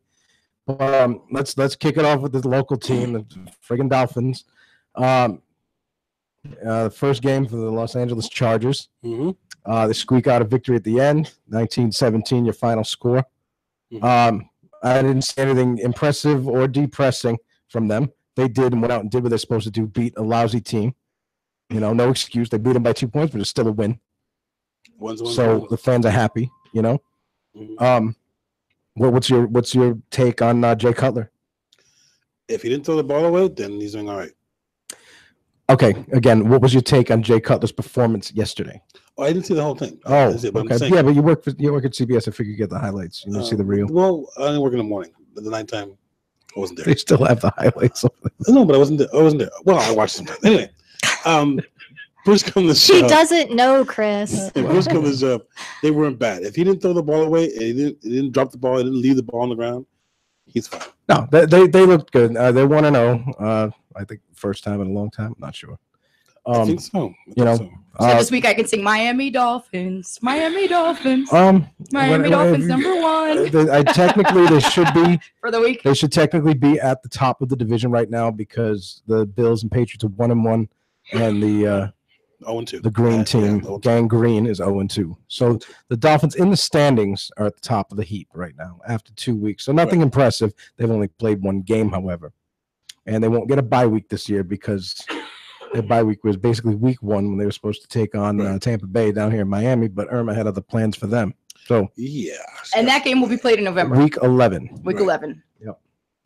So that being said, week 2 is always more fun than week 1 as far as I'm concerned because most of the teams work out whatever kind of kinks and whatever kind of problems they may have had in the first week. You know, for example, the Patriots went down and just took apart the New Orleans Saints defense yesterday. That was ugly. You know, not if you have Brady on your fantasy team, which you do. Chris Metal does. Yeah, I think you got the highest individual. He had 300 points. passing yards in the first quarter. Yep, that's the highest individual points so far. Yes, I'll take it. They looked completely like a completely different team, even though they gave up 20 points. They look completely different from week 1. And then the same goes for most teams in the NFL. They work out all their problems. The Cowboys, however, did not work out any of their problems. They want to know after week 1, but they went and they went to Denver and I guess they just didn't prepare. They didn't prepare well. The defense was all over the place. You know, they look completely different in week 1, maybe because they played the Giants in week 1 and they're not very good. Sorry, Lou. You know, but the Raiders looked incredible. I mean, they beat your Gang Green team. It's understandable. But that was expected. That's not surprised, right? Because the Jets are in this constant rebuilding pattern. Derek Carr is my quarterback. So you're very smart to have him. You know, Aaron Rodgers and the Packers looked last night. They cleaned up in the second half, but they were too far back, you know, to come back. Is it just because it's the beginning of the season that these powerhouses from last year are coming in slowly? No team is the same as they were the year before. Records, the Patriots won the Super Bowl. They're not the same team this year. People left. Defensive schemes get changed around. Players they age. Some for the better, some not so much. You don't know what's going to happen from week to week. You're always going to get your injuries that you don't get in preseason. You're going to get them in the first week or two. Like Gronkowski's out with a groin injury. Thank you for saying that. The guy cannot stay healthy. Right, but somebody argued with me this morning. The news reported that Gronkowski had an injury this morning, and I said it to somebody, and someone said, no, they didn't. That's not what they said. Oh, he did. So say it clear again, because I'm reading it here. I just made sure to Google it. But Rob Gronkowski, after leaving with a growing injury, said, I'm good. See, he did. I'm not crazy. But since they don't play till next week, and they won't practice till Tuesday or Wednesday, he'll be on a limited practice. But, I mean, they saw him on the exercise bike on the sideline. Once they took him out, he wasn't coming back in. So, you know. I get that. Have you ever been around a person, though, who thinks they know everything? And even when you try to tell them the truth, like it's still just because they say no, that you just have to go with the answer. Like, because. But I do love it. Yeah. You know what I'm saying? So I many can't stand people people like that. And you know what? And when you try to tell them something and they get argumentative with you. And I said, the first thing I'm going to do is come in here and Google this. Because I know I heard the freaking reporter say Rob Gronkowski got injured. When he comes out of the game, and doesn't get back in, he's obviously injured. With a growing injury. Groin.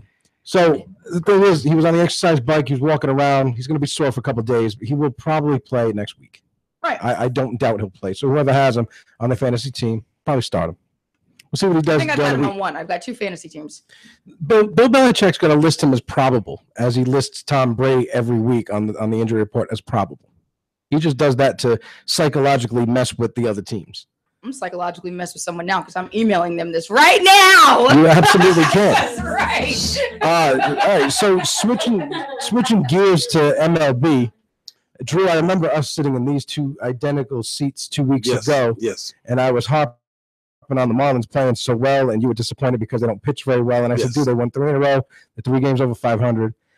Whatever you said, they must have heard and reacted to it because they think they won 3 games since then, and that was 2 weeks ago. I just don't trust it. I just don't trust the pitching. Whatever you said had a cause and effect on them that was tragic. Because you just derailed whatever momentum they had. Pitching is probably the hardest part of baseball, and you can't just luck Next out. to winning. Yeah, you can't just luck out. I mean, granted, they have a great scouting staff because everyone they scout ends up on another team being played great, but for some reason, pitching is hard for them to find. The thing is, they have a decent offense. They have a decent batting a lineup from top to bottom, minus the pitchers, of course. Mm-hmm. I'll put them just a little bit above the middle of the pack as far as the National League goes. But I think they can't pitch their way out of a wet paper bag. Right. And it's tragic, again, because you go to these games and you leave disappointed. It's like going to the movies. Well, it's the same thing for the players. And you don't like the movie. You're cranking out hits, but the guys you're playing against are cranking out more. They're turning those hits into runs. Right. The Marlins may not be doing that at a clip as well as the other teams. But they're in a bad division, and some teams have already clinched their divisions. Mm-hmm. For example, the Nationals clinched the NL East. The Houston Astros clinched the AL West. I believe the Dodgers haven't clinched yet, but they're close. I think they're close too, yeah. The thing is the Marlins aren't even in a good position for the wild card. Yeah. There's just going to be another losing season. And I was saying about movies, it's like going to see the same movie expecting to change.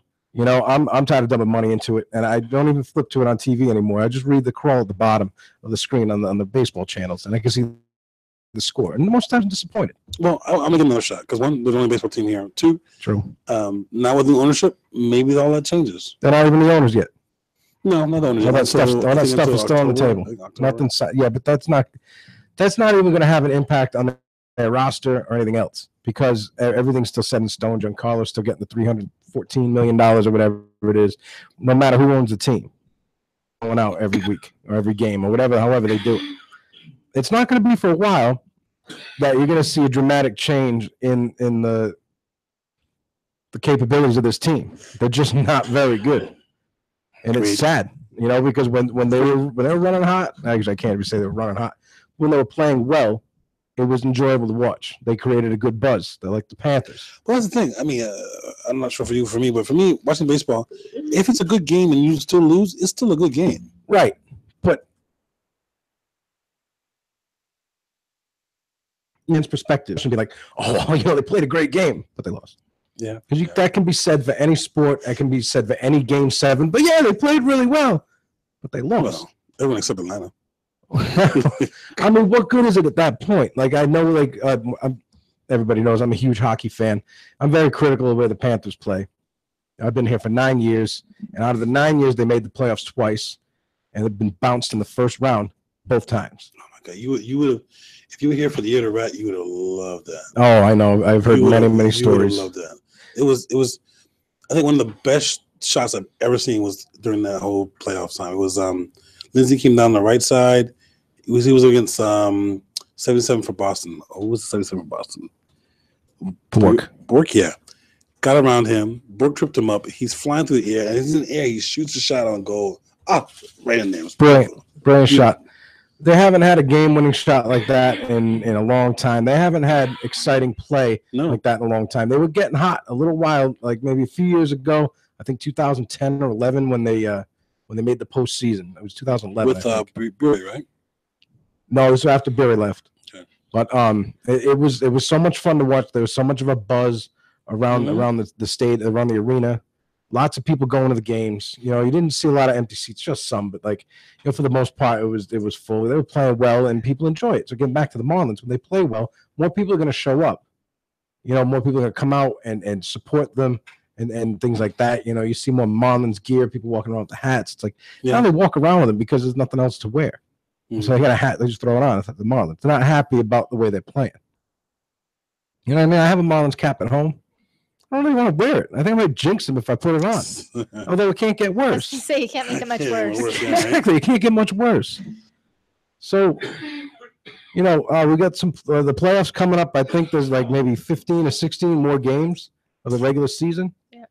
And you know, the American League shaping up. There's a lot of good teams. Yankees look good in the wild card. Minnesota Twins look good. You know, then there's some teams that just look abysmal, like Baltimore, Toronto, Tampa Bay. You know, Anaheim. Anaheim's supposed to be good. You know, the Rangers look good, and then the wheels fall off. The Kansas City Royals. I mean, they won the World Series a couple seasons ago, and now they look like the bad news Bears. You know, I'm blown away at how lousy they're playing. But look at these teams like Minnesota. You know, they're playing hot. They look really good down the stretch. You know, and in the National League, the Cubs, the division leaders right now, the Cubs look good. Milwaukee looks good. You know, the Dodgers is red hot. Arizona looks good. Dodgers have clinched a playoff berth at least. At least. So they're definitely going to win the postseason. And Washington has clinched their division. Yeah, they were the first ones. I think they did last week. I don't know if you said it or not, but Cleveland and Houston have also clinched their division. That's right. So I completely forgot to say Cleveland. Yeah. So it's up 23 in to a row? 23, no, 20. Nice. I thought it was 22 when they lost. Or I could be wrong. It might have been 23. But regardless, a hell of a streak. You just go into every game knowing that you're going to win. And the last one they won in 10 innings. It was tremendous. You know, Are you okay there, Drew? Drew's having an issue. he looks like he's rolling something with the wrapper. I'm wondering if he kills over, do we have a replacement producer? I'll just slide over. We'll just push him out of the way. I'll slide over. It'd be like Weekend at I love you, Bernie's. Drew, but the show must go on. It's like being at home with all the love in this Just room. prop him up near the camera. Weekend at Bernie's. This is I was out the other night. Nice. This is So watching. Oh my God, it's so Irma's- funny. Hurricane Irma cough. I don't know why I got it. I don't know why I go. I have a Weekend at Bernie's story, though. Like I flipped it on the other night. I flipped through the channels at like 11 o'clock at night. It was, no. And the scene was when the guy's sitting by the water with the girl and he's about to kiss her, and Bernie slides up with the waves right behind him. He's got his arm up like this. No, but I died laughing when I saw that Weekend at Bernie's was on, because before the storm was coming, my stepfather had heart surgery. Okay. So the whole week we're getting prepared. He's not home. He's in the hospital. And my mom and I are like, he's not coming home. We're protesting his coming home. It's not something, you know, we see the storm coming at us. We're taking care of everything else. I mean, we love him dearly, but the last thing we need is to take care of someone who just underwent heart surgery after he had major heart surgery prior to that. So now, because they're threatening to send him home, you know? So my mom, we're sitting here discussing, you know, if he does come home, you know, what's going to happen. And my poor mom just, freaked out. And she's like, I'm not sitting in this house with a dead body. Right? Nice. Nice. But then she brought up, oh, we can do them like Weekend at Bernie's. Nice. Nice. I hope he wasn't part of that conversation. I hope not. His body was. Oh, Jesus.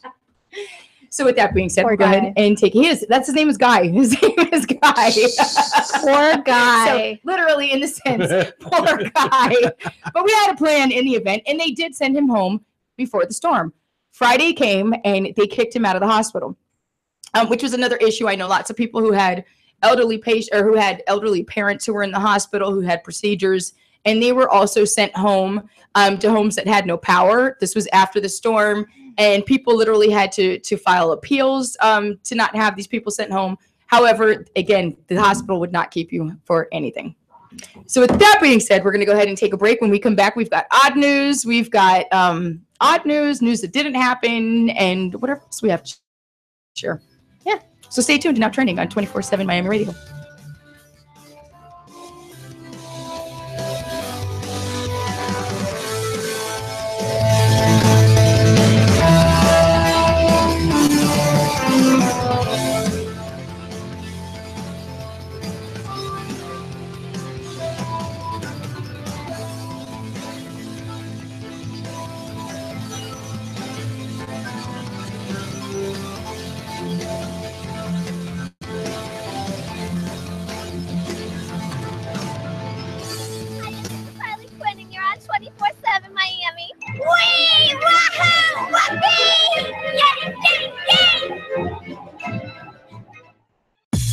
You're listening to 24/7 Miami Radio. Hey, it's the guys from the couch, and we're coming to you now live on Tuesday nights at 7 o'clock with your favorite segments like Simple Jack and W. Dubai Knows It All. catch us every Tuesday night at 7 p.m. live on 247miami.tv. We talk about sports. And other things. Like what? They'll be eating chips. I can't put these chips down. 247miami.tv. The couch. Hello, everyone. This is Drew from Now Trending. And usually I'm driving the bus in the show, keeping it from riding off on the rails. Every Monday from 4 to 6. on 247miami.tv. Oh, boys! I'm back! Hey, what's up, guys? It's Roy from The Roy O Show. Just letting you know, guess what? The Roy O Show, it's back, baby. Every Wednesday from 7 to 9 p.m. It's going to be Prosper, O, and yours truly covering everything. Sports, TV, entertainment, comics, Walking Dead, you name it, we're talking about it. Join us this Wednesday from 7 to 9 p.m. Only on 247miami.tv. It's now trending. Make sure you catch a new episode every Monday from 4 to 6. on 247miami.tv. Oh, what a day! What a lovely day! Monday, Tuesday, Thursday, Wednesday, Friday, Sunday, Saturday. Join me, Siobhan, every Sunday for the latest episode of Day by Day. From Alzheimer's Awareness Month to International Bacon Day, find out what's happening this week and how these observances got started. Because each day counts. Day by day, by day. You're listening to 24/7 Miami Radio. Oh, boys! I'm back! Hey, what's up, guys? It's Roy from The Roy O Show. Just letting you know, guess what? The Roy O Show, it's back, baby. Every Wednesday from 7 to 9 p.m. It's going to be Prosper, O, and yours truly covering everything. Sports, TV, entertainment, comics, Walking Dead, you name it, we're talking about it. Join us this Wednesday from 7 to 9 p.m. Only on 247miami.tv. Out trending every Monday from 4 to 6. on 247miami.tv. This is Chris Metal here for Now Trending, coolest show on 247miami.tv. Join us every Monday afternoon at 4 p.m. Joey Canizero, your host, Drew Dawkins, Siobhan, and Chris Metal. Every Monday afternoon, 4 p.m. Eastern on 247miami.tv. You're listening to 24/7 Miami Radio. Hiya, this is Harley Quinn, and you're on 24/7 Miami. Wee! Wahoo! Whoopee! Yay! Box office this weekend. Number 3. What brings you to us? Well, they told me I could find a room here. He thought we were at a bed and breakfast. He's a stranger. Hello. Did you know he had a wife? Who are these people? They've come here to see me. Mother with 7.5 million. Number 2. My guess is if you and I go hand to hand, you can probably figure out inside of 20 seconds whether or not I have what it takes to make it through selection process. So, what do you say? Kill me. American Assassin with 14.8 million. And number 1. There's not like any town I've ever been in before. People die or disappear 6 times the national average. And that's just grown-ups. Kids are worse. Way worse. It with 60 million and 218 million overall. Opening this week. Being a Kingsman is more than the clothing we wear or the weapons we bear. It's about being willing to sacrifice for the greater good. I hope you're ready for what comes next. Kingsman, the Golden Circle. When their headquarters are destroyed and the world is held hostage, the Kingsmen's journey leads them to the discovery of an allied spy organization in the U.S. These two elite secret organizations must band together to defeat a common enemy, starring Taron Egerton, Colin Firth, and Channing Tatum. Male chauvinist pig versus hairy-legged feminist. No offense. You're still a feminist, right? I'm a tennis player who happens to be a woman. Don't hang up. By the way, I shave my legs. Battle of the Sexes. The true story of the 1973 tennis match between world number 1 Billie Jean King and ex-champ and serial hustler Bobby Riggs, starring Emma Stone, Steve Carell, and Elizabeth Shue. Lloyd, are you okay? Yeah, I think it was my arm. Is it bad? Is it bad? I don't want to look. Scale of 1 to 10, how bad is it? Oh, I'd say it's about a 7-point arm ripped off. Ninja Go. 6 young ninjas, Lloyd, Jay, Kai, Cole, Zane, and Naya, are tasked with defending their island home called Ninja Go. Voiced by Jackie Chan, Fred Armisen, and Dave Franco.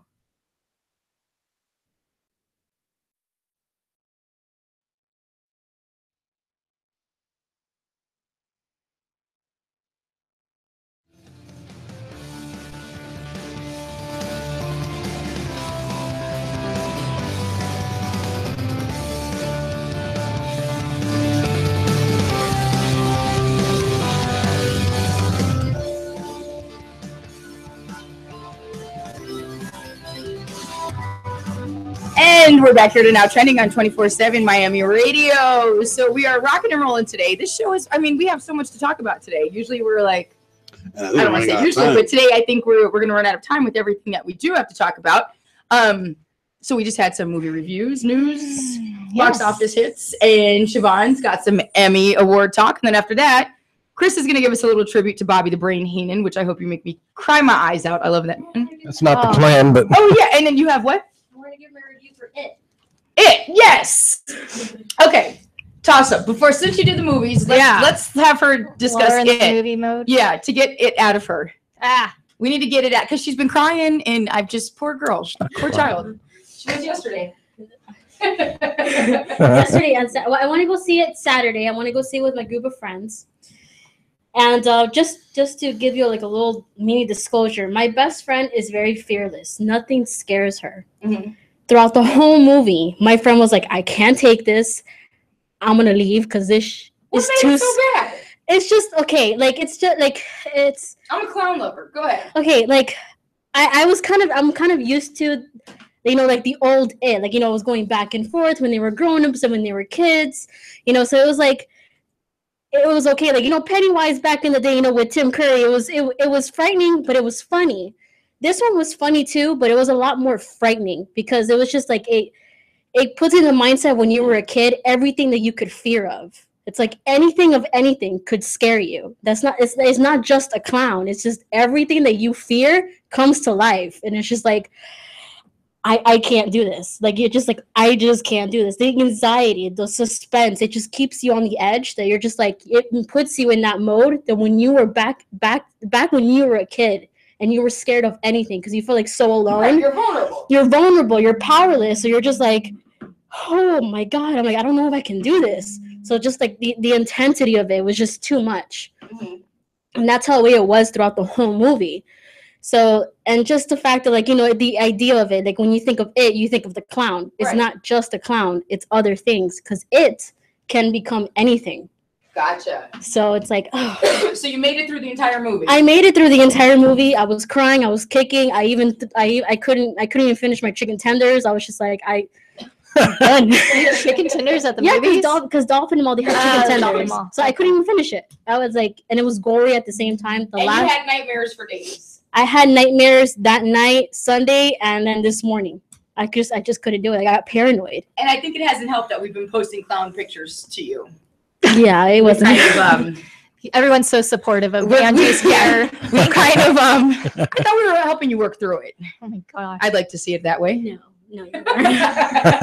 However, you did see though the post I made this morning that I found this morning with the alligator coming out of the hole, and it said the clown is gone. Yeah. No clown. Siobhan's got some Emmy news. Thank you for that. Thank you for the It. I don't know if I want to watch it or not. Might make you another Trump bashing award ceremony. Well, yeah, it was not over the top political, but political enough. I mean, Sean Spicer was actually there, so that. And his purpose. What was his purpose there? I honestly, no, he wasn't. He did a little monologue joke skit with Stephen Colbert. But whatever. Anyhow, yes, so last night was the 69th Emmy Awards. And here are some of your winners. For Best Outstanding Drama Series was The Handmaid's Tale. Have any of you guys seen this? No. It's on It's my a commercial list. for it, though. It's on my list to watch. Outstanding Comedy Series, Veep. Outstanding Lead Actor in a Drama Series, Sterling K. Brown with This Is Us. Anyone watch that? This Is Us, NBC. Yes, remember, we still have broadcast channels. Yes. Oh, wow. Best Outstanding Lead Actress in a Drama Series, again, The Handmaid's Tale, Elizabeth Moss, and apparently everyone calls her Lizzie. Outstanding Supporting Actor in Drama Series, John Lithgow in The Crown, which I could not get through that series. Everyone talked about how great it is. I couldn't watch it. Outstanding Supporting Actress in a Drama Series, again, Handmaid's Tale and Dowd. I see a theme happening here. I think I need to start watching this. Outstanding Lead Actor in a Comedy Series, Donald Glover for Atlanta. Again, another show I've never heard of. Have you guys seen or heard of Atlanta? I've heard of it. It's on FX. It's the city in Georgia? No. No, the show. Oh, a show, yes. Is it on FX? It's on FX. So I Yes. guess I need to find a way to watch FX. Lead Actress in a Comedy Series, again, Veep, Julia Louis-Dreyfus. And Outstanding Supporting Actor Comedy Series, Alec Baldwin for Saturday Night Live. Now, I have kind of an issue with them calling Saturday Night Live a comedy series because it also makes the category of variety show. Pick one or the other. The other. Yeah. And again, them being both. Supporting Actress Comedy Series, Kate McKinnon, Saturday Night Live. Outstanding Limited Series, another show I have not heard of, but it was just a mini series and it was on HBO. Big Little Lies. Crazy huge cast. Like, we're talking Reese Witherspoon, Nicole Kidman. Yeah, I haven't seen it though. Yeah, I need to find a Because way. you pay for HBO. Exactly. I need to find a way to watch HBO so I can watch it. Outstanding Lead Actor in a Limited Series, Riz Ahmed, The Night Of. I have no idea, but that's, I think, the only award that show won. And then again, Nicole Kidman won for her role in Big Little Lies on HBO. And Laura Dern won for her role supporting actress in Big Little Lies. So, yeah, Big Little Lies and Handmaid's Tale. Those are the two big ones that I think we need to go watch. So that is my report from the Emmys. Next year, I expect to be sent there.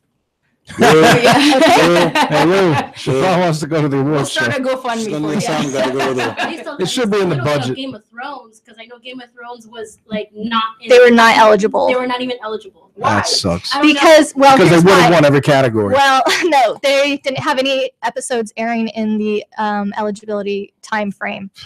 Also, with the show Twin Peaks, they had no shows airing within that time frame, so they were not eligible for any awards. But they will be eligible next year. They better be. So It's Game of Thrones. we'll just chalk it up now this year. Game of Thrones, check, check, check. Yeah, I think they would do well. I think that's why they're not there, because the people would have thought that they would have probably rolled every category. And rightfully so. They had a really good season. It's a good show. Incredible rating. Another I show have yet I don't to watch watch it. because it's on HBO. How just do I have yet watch HBO? A lot more people have access to it now than they did 10, 15 years ago. Yeah, whatever because it now is. it's a standalone. I mean, you can just go to Amazon and get it. You can go to you can just go to HBO and download the app and But- purchase it on your tablet devices. They also have another show called Westworld. Yes, Yeah. that That was was really good. not made a lot of nominations. Showtime had one called Quarry that came out at the beginning of the year, and it was Mhm. just, I mean, I only seen one season. Boy, that was a good show. I was addicted, and then after like 8 episodes, there hasn't been a season 2 yet. And I liked it. So with Nuts. that being said, moving on over, we got sad news over the weekend that Bobby the Brain Heenan, one of the best, most comical, so many words to describe him, wrestling manager for the WWE. It was F back in the day. Weekend. So Chris has something for us. Raymond Lewis Heenan, better known as Bobby the Brain Heenan, the greatest wrestling manager of all time, Amen. hands down, has changed the face of being a heel in wrestling. Nobody did it like him. Nobody's ever going to do it like him. Not only could he cut the best promos, but he was as involved in the matches as the two contenders were. You could never take your eyes off him. There was never a dull moment with him, because after the wrestling and after the managing, he went into broadcasting, and he was on the Monday night show called Primetime Wrestling, which I watched every Monday night with my sister. It was on from 9 to 11. We got to watch the first hour because we had to go to bed at 10 o'clock. We had taped the rest, watch when we got home from school the next day. Every week was very exciting. This guy, he was one of my first wrestling memories as a little kid. He wore the same outfit as Andre the Giant, that strap that comes over the shoulder. Yeah. And he was a big physical presence in the ring. He was a heel from the beginning. He was never a good guy, but one of the most entertaining wrestling. He was just a wise guy. He was just a wise guy in every sense of the way, which, like you said, made him great. And go ahead. And my favorite memory, and I was going to ask all the wrestling fans what their favorite memory of him is. When he cost the Ultimate Warrior the Intercontinental Championship at WrestleMania 5. He was going to suplex Rick Rude over the ropes, and then Bobby grabbed his boots, and he held onto the boots, and Rick Rude pinned the Ultimate Warrior for the title at WrestleMania. It was the biggest upset for me at the time. But that's my favorite memory of Bobby the Brain Heenan. And I just wanted to let Angie know, because you had mentioned that, back in the day with your sister, you had to record it. You only got to watch the first hour, and then you had to record it to watch it the next day. And I just wanted to clarify for Angie that back in the day when we recorded things, we had this thing, it was called a VCR, and you had these big tapes, right? It could only actually went on tape. It can only record one program at a time. And it was only, you could get 6 hours out of a tape. So on extended play. On extended play. So that's how, we didn't have DVR. That's how you had to record If you missed it, you had to wait. Okay, or if your mom set up the VCR wrong, you guys. Just to clarify to you guys, I actually know how a VCR works more than a DVD. Okay, I know how a VCR works. I know how those tapes work. I expect a big Monday Night Raw tribute to him tonight. They will do something special for him. There's got to be, because he did pass over the weekend. I don't know if we have any bells ready, but I figure a couple of bells. In wrestling, a 10-bell salute is appropriate. We should have you should have the 10-bell salute. Oh, is this it? Yes. It's kind of slow. Kind of slow. We have it on extended play. VCR.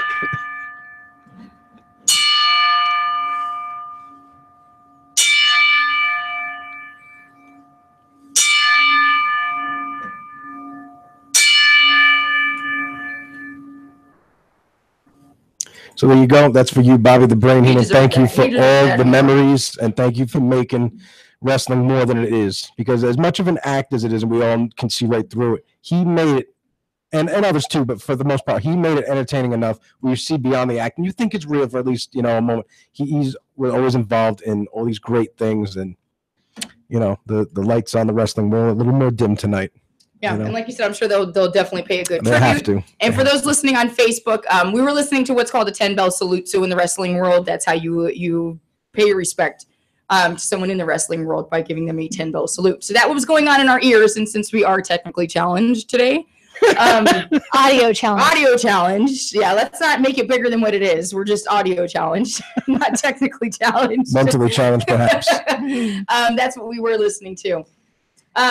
Anybody else want to share anything about Bobby the Brain? I'm not a wrestling fan. He was just a legend, though. He was just one of those people that you'd think that everybody would know. What's one of your favorite memories of him? Like I said, there were so many. I remember when he came out in the Andre the Giant suit.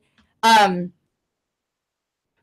I said, I was just watching back today to one of the old wrestling commentary episodes. I forgot which show it was back then, but it was him with Gorilla Monsoon, and he was just tearing apart Big Boss Man and Big Boss Man's mom. And I was just in tears laughing. And it's just something, today people would be too sensitive, to say, but back then it was comical. It wasn't offensive, and it's all an act. It's part of entertainment. He's not really attacking this woman. But in today's day and age, people would be crying over stuff like that. And it bites because it was just such great comedy. And so that was definitely a great moment for me. He was the best on the microphone. He cut the best promos for he was a great manager, though. But he was just a great manager for whoever he was managing. He not only shined, he made them shine. But he just added that edge. Yeah. And you just, like you said, you could never take your eyes off of him, because you never know what would come next to a match. And he wouldn't just sit there in the corner, like some other managers do when they just slap the mat.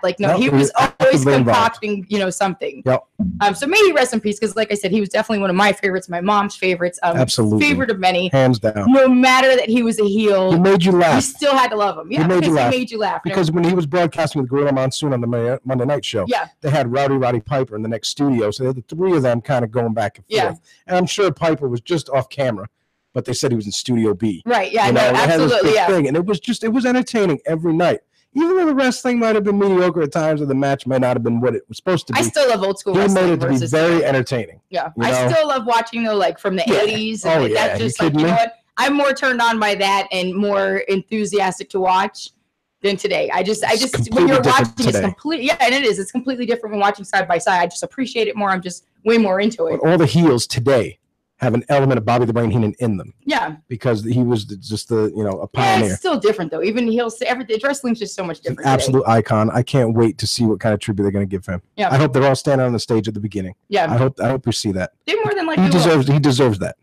I agree. So moving on to news that didn't happen this week. So this is the top headlines of news that did not happen. This is not real, and we'll provide the facts to the story. So not real. Florida Governor Rick Scott now listed as critical after bizarre hurricane cleanup accident. So again, this is a story that's been posted online repeatedly. People haven't checked the facts, therefore they keep reposting it. The facts of the story are, however, the last line of defense, a well-known producer of hoax stories, has claimed in a series of articles that Scott was seriously hurt when a ceramic roof tile hit him in the head Monday during the cleanup following Hurricane Irma. Scott has been crisscrossing Florida surveying damage and checking in on relief efforts in the days since the storm hit. However, he was not injured. So People would like to think he's He injured. wears the Navy hats. You can't tell if there's a big scar on top of his head or something. You know what I mean? He just, I don't know. I'm not a fan. I applaud him for the way he handled the preparation and the aftermath. I agree. Keeping everybody in communication and getting everybody prepared as Yeah. best as he could. Because I mean the response time and everything, it kind of hinges on his direction. He's the governor. He calls FEMA, he calls the president, he You're calls the Red absolutely Cross. right. So it's all on him how well everything unfolds. And I think the best you could do under the circumstances. I think he did well. I am not a Rick Scott fan, but I will agree with Melo on that. I agree. He did all right. We're I going to mentioned agree with Metal. Jesus, what's going on today? We got the get cameras another rolling for that? hurricane? Can we get another hurricane here? No, I mentioned it on my show over the weekend, on a Chris Metal radio show. I gave Governor Scott a shout out at the end with all the first responders and all the utility workers. So I thanked him for what he did in the preparation for everything, and he deserves it. At the same time, if it's a bad turnout, he's going to get the ridicule. It's Absolutely. going to happen. It's like what Bush during Katrina. So moving on in not real news, Vladimir Putin donates $5 million to Houston Hurricane Harvey victims. Oh yeah, that's gonna happen. You know, this is stuff that really gets out there on the internet. So the facts, while many well-known figures open their wallets to mark sizable contributions to relief efforts in Texas, the Russian president wasn't one of them. A site made up to look like a news outlet claims Putin also called on other individuals, organizations, and also countries to follow his lead in donating money. Putin spokesman Dmitry Peskov tells the AP he's not aware of the leader making any such donation. Well, you have to do the accent. Vladimir. I'm not aware of him making any type of Not aware of donation. contribution to country. Don't know anything about that. And now here's one last story. Oh no, I've got two because you know why I've seen this Who's one too, turn? and people are freaking out. However, this one is not real big, but just in case you football fans wanted to know, a not real story. Tony Romo is out 4 to 6 weeks after suffering a sore throat in a broadcasting debut. So the facts: the former Cowboys quarterback is scheduled to be in the CBS broadcast booth Sunday in New Orleans when the New England Patriots take on the Saints. So a prank story from Daily Snark claimed Romo would be replaced by a younger broadcaster named Dak Prescott. The site appears to be ribbing Romo, who lost his job to rookie Dak Prescott last year after getting injured in the preseason. Now, Yes, this right. is not real, and I saw a few people post this morning. The world's most popular candy to be removed from shelves by October 2017. Did any of you guys see this? No. Fans of I heard about Reese's, you did. Fans of Reese's peanut butter cups shouldn't be concerned about the sweet and salty snack disappearing just before Halloween, despite a story from Breaking News 365 that claims the candy is being discontinued.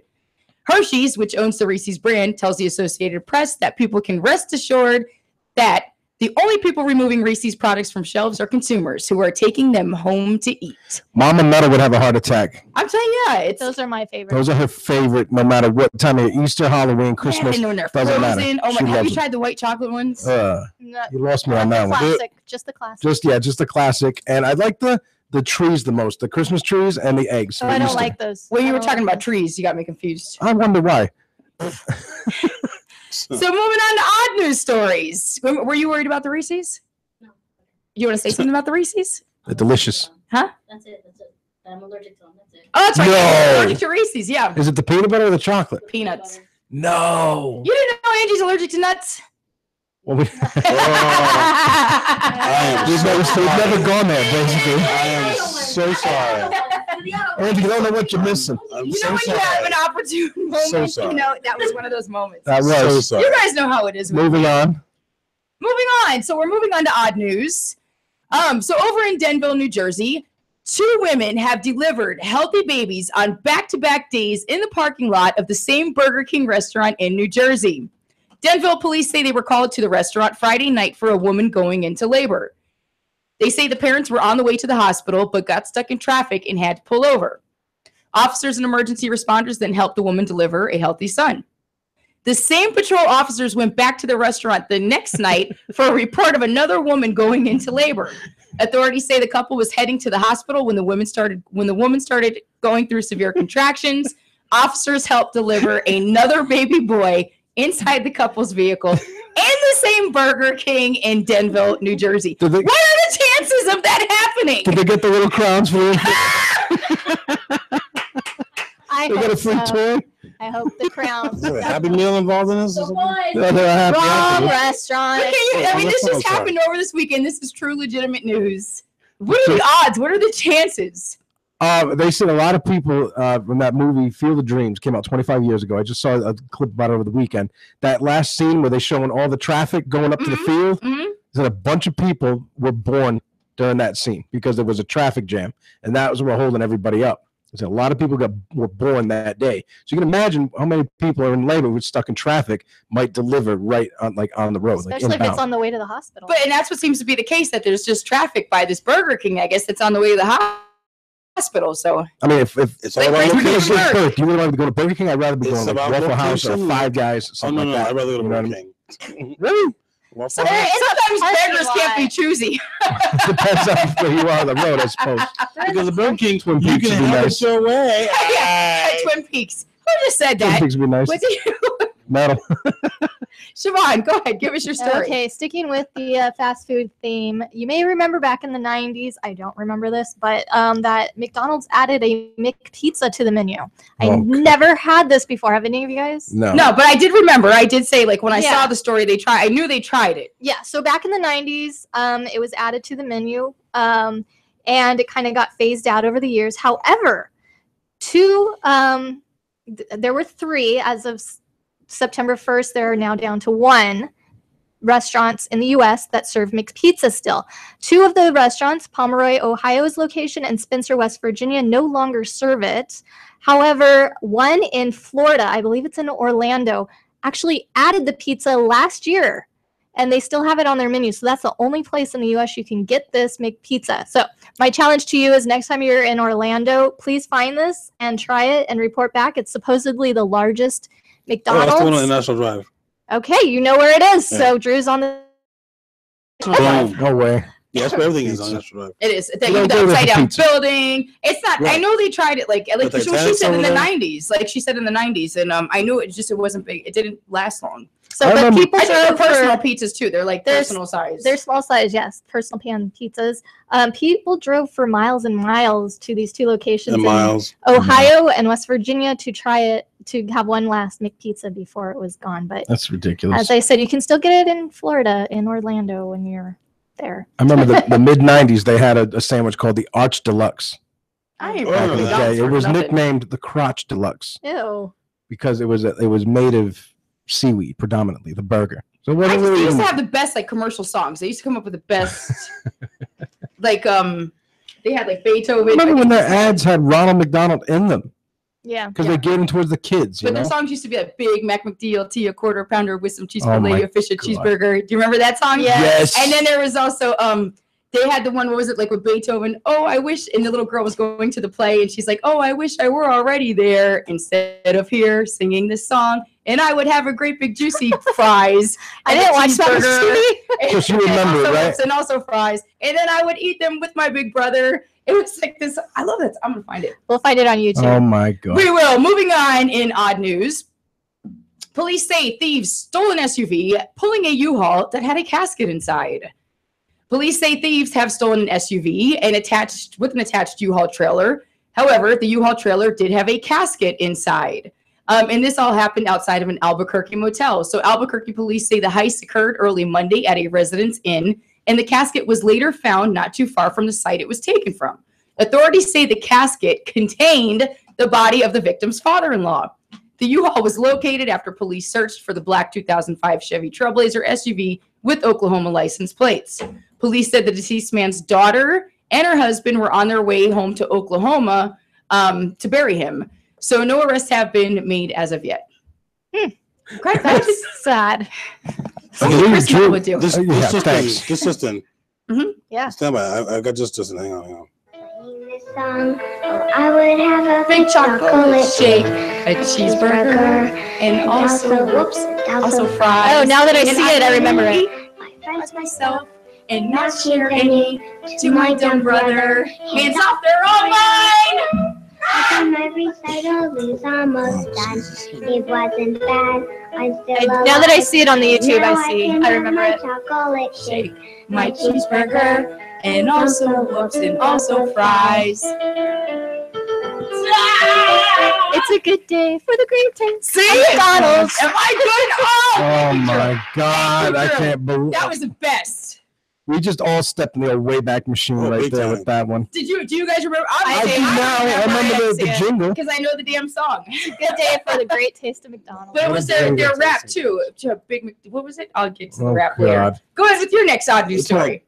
Okay, so let's get these two in and we're out. It was 7 inches long, 2 inches wide, pink, stripy, and the English family who discovered it hiding under a bed thought it could be a dangerous lizard. So they called they called animal welfare to apprehend the creature at their home in central England, and it was revealed that it was something less sinister, a dirty sock. The animal collection officer said she had warily approached the lizard after being alerted to its presence. It was protruding from the edge of the bed, and it wasn't moving at all. As it wasn't very light, I got up. She says the word torch. We use the word flashlight to see better, and that's when I realized it wasn't a lizard at all.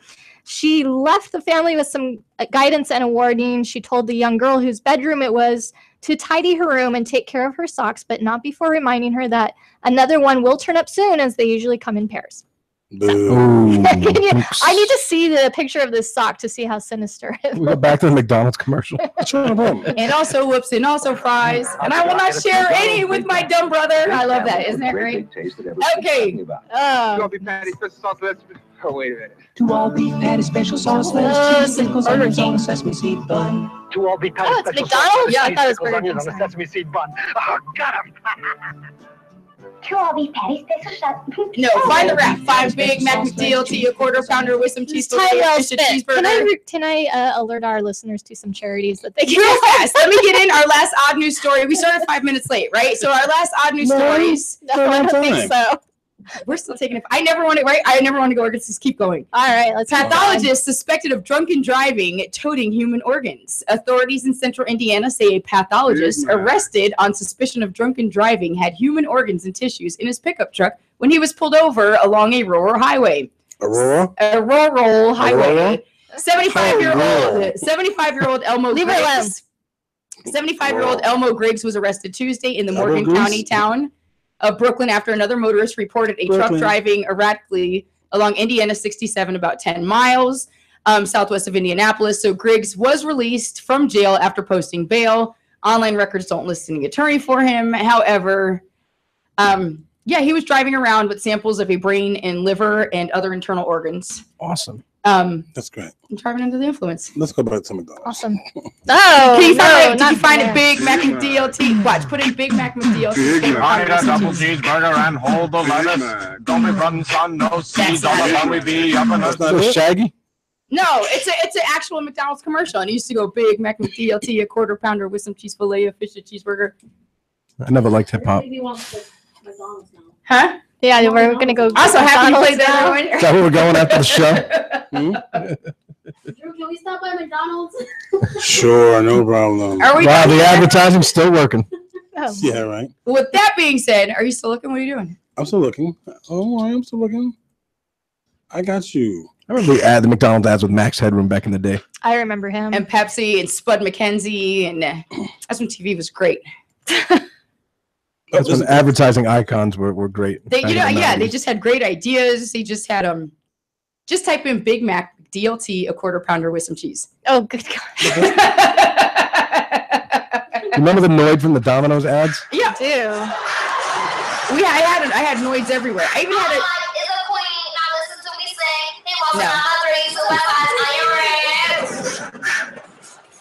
He could come out the house with no anger ways at all, but it's got 2 strikes, so don't get it so wrong. He don't want to leave you in his stuff and you can say, but if you give me, we can do it Okay, sorry, that wasn't right here. Here it is. It's called the McDonald's menu song. I told you. Listen. McDonald's menu song. What kind of nonsense is that? Because it says the whole menu inside this wrap. And this was the commercial. Here Are we still on? Yes. Tell Lou we're on. No. We're on here. Good morning, class. Today we're going to learn the McDonald's menu song and give a listener out there a chance to win $1 million. So, repeat after me. Good morning, class. No. Wait. Can I play? Because it popped into the little clear. Yeah. No, we're already this far in.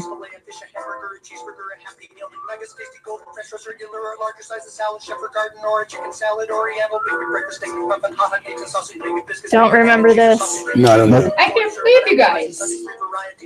Anytime like some kind of hip hop infused ad comes up, I'm flipping the channel anyway. So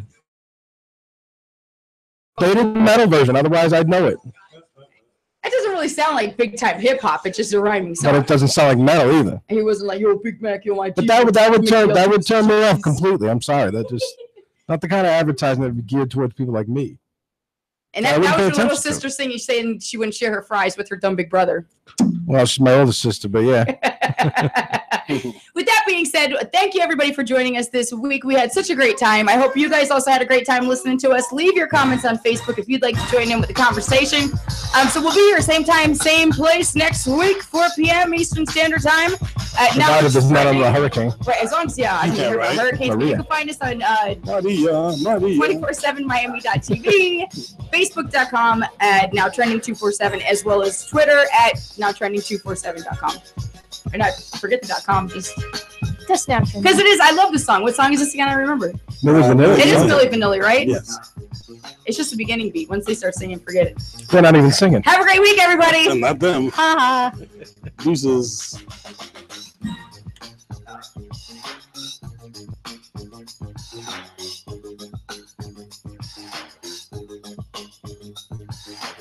You're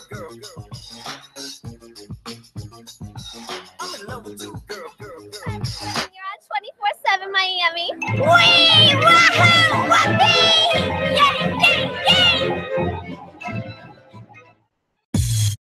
You're listening to 24/7 Miami Radio. Hey. Please stand clear of the doors. Por favor, manténganse alejado de las puertas.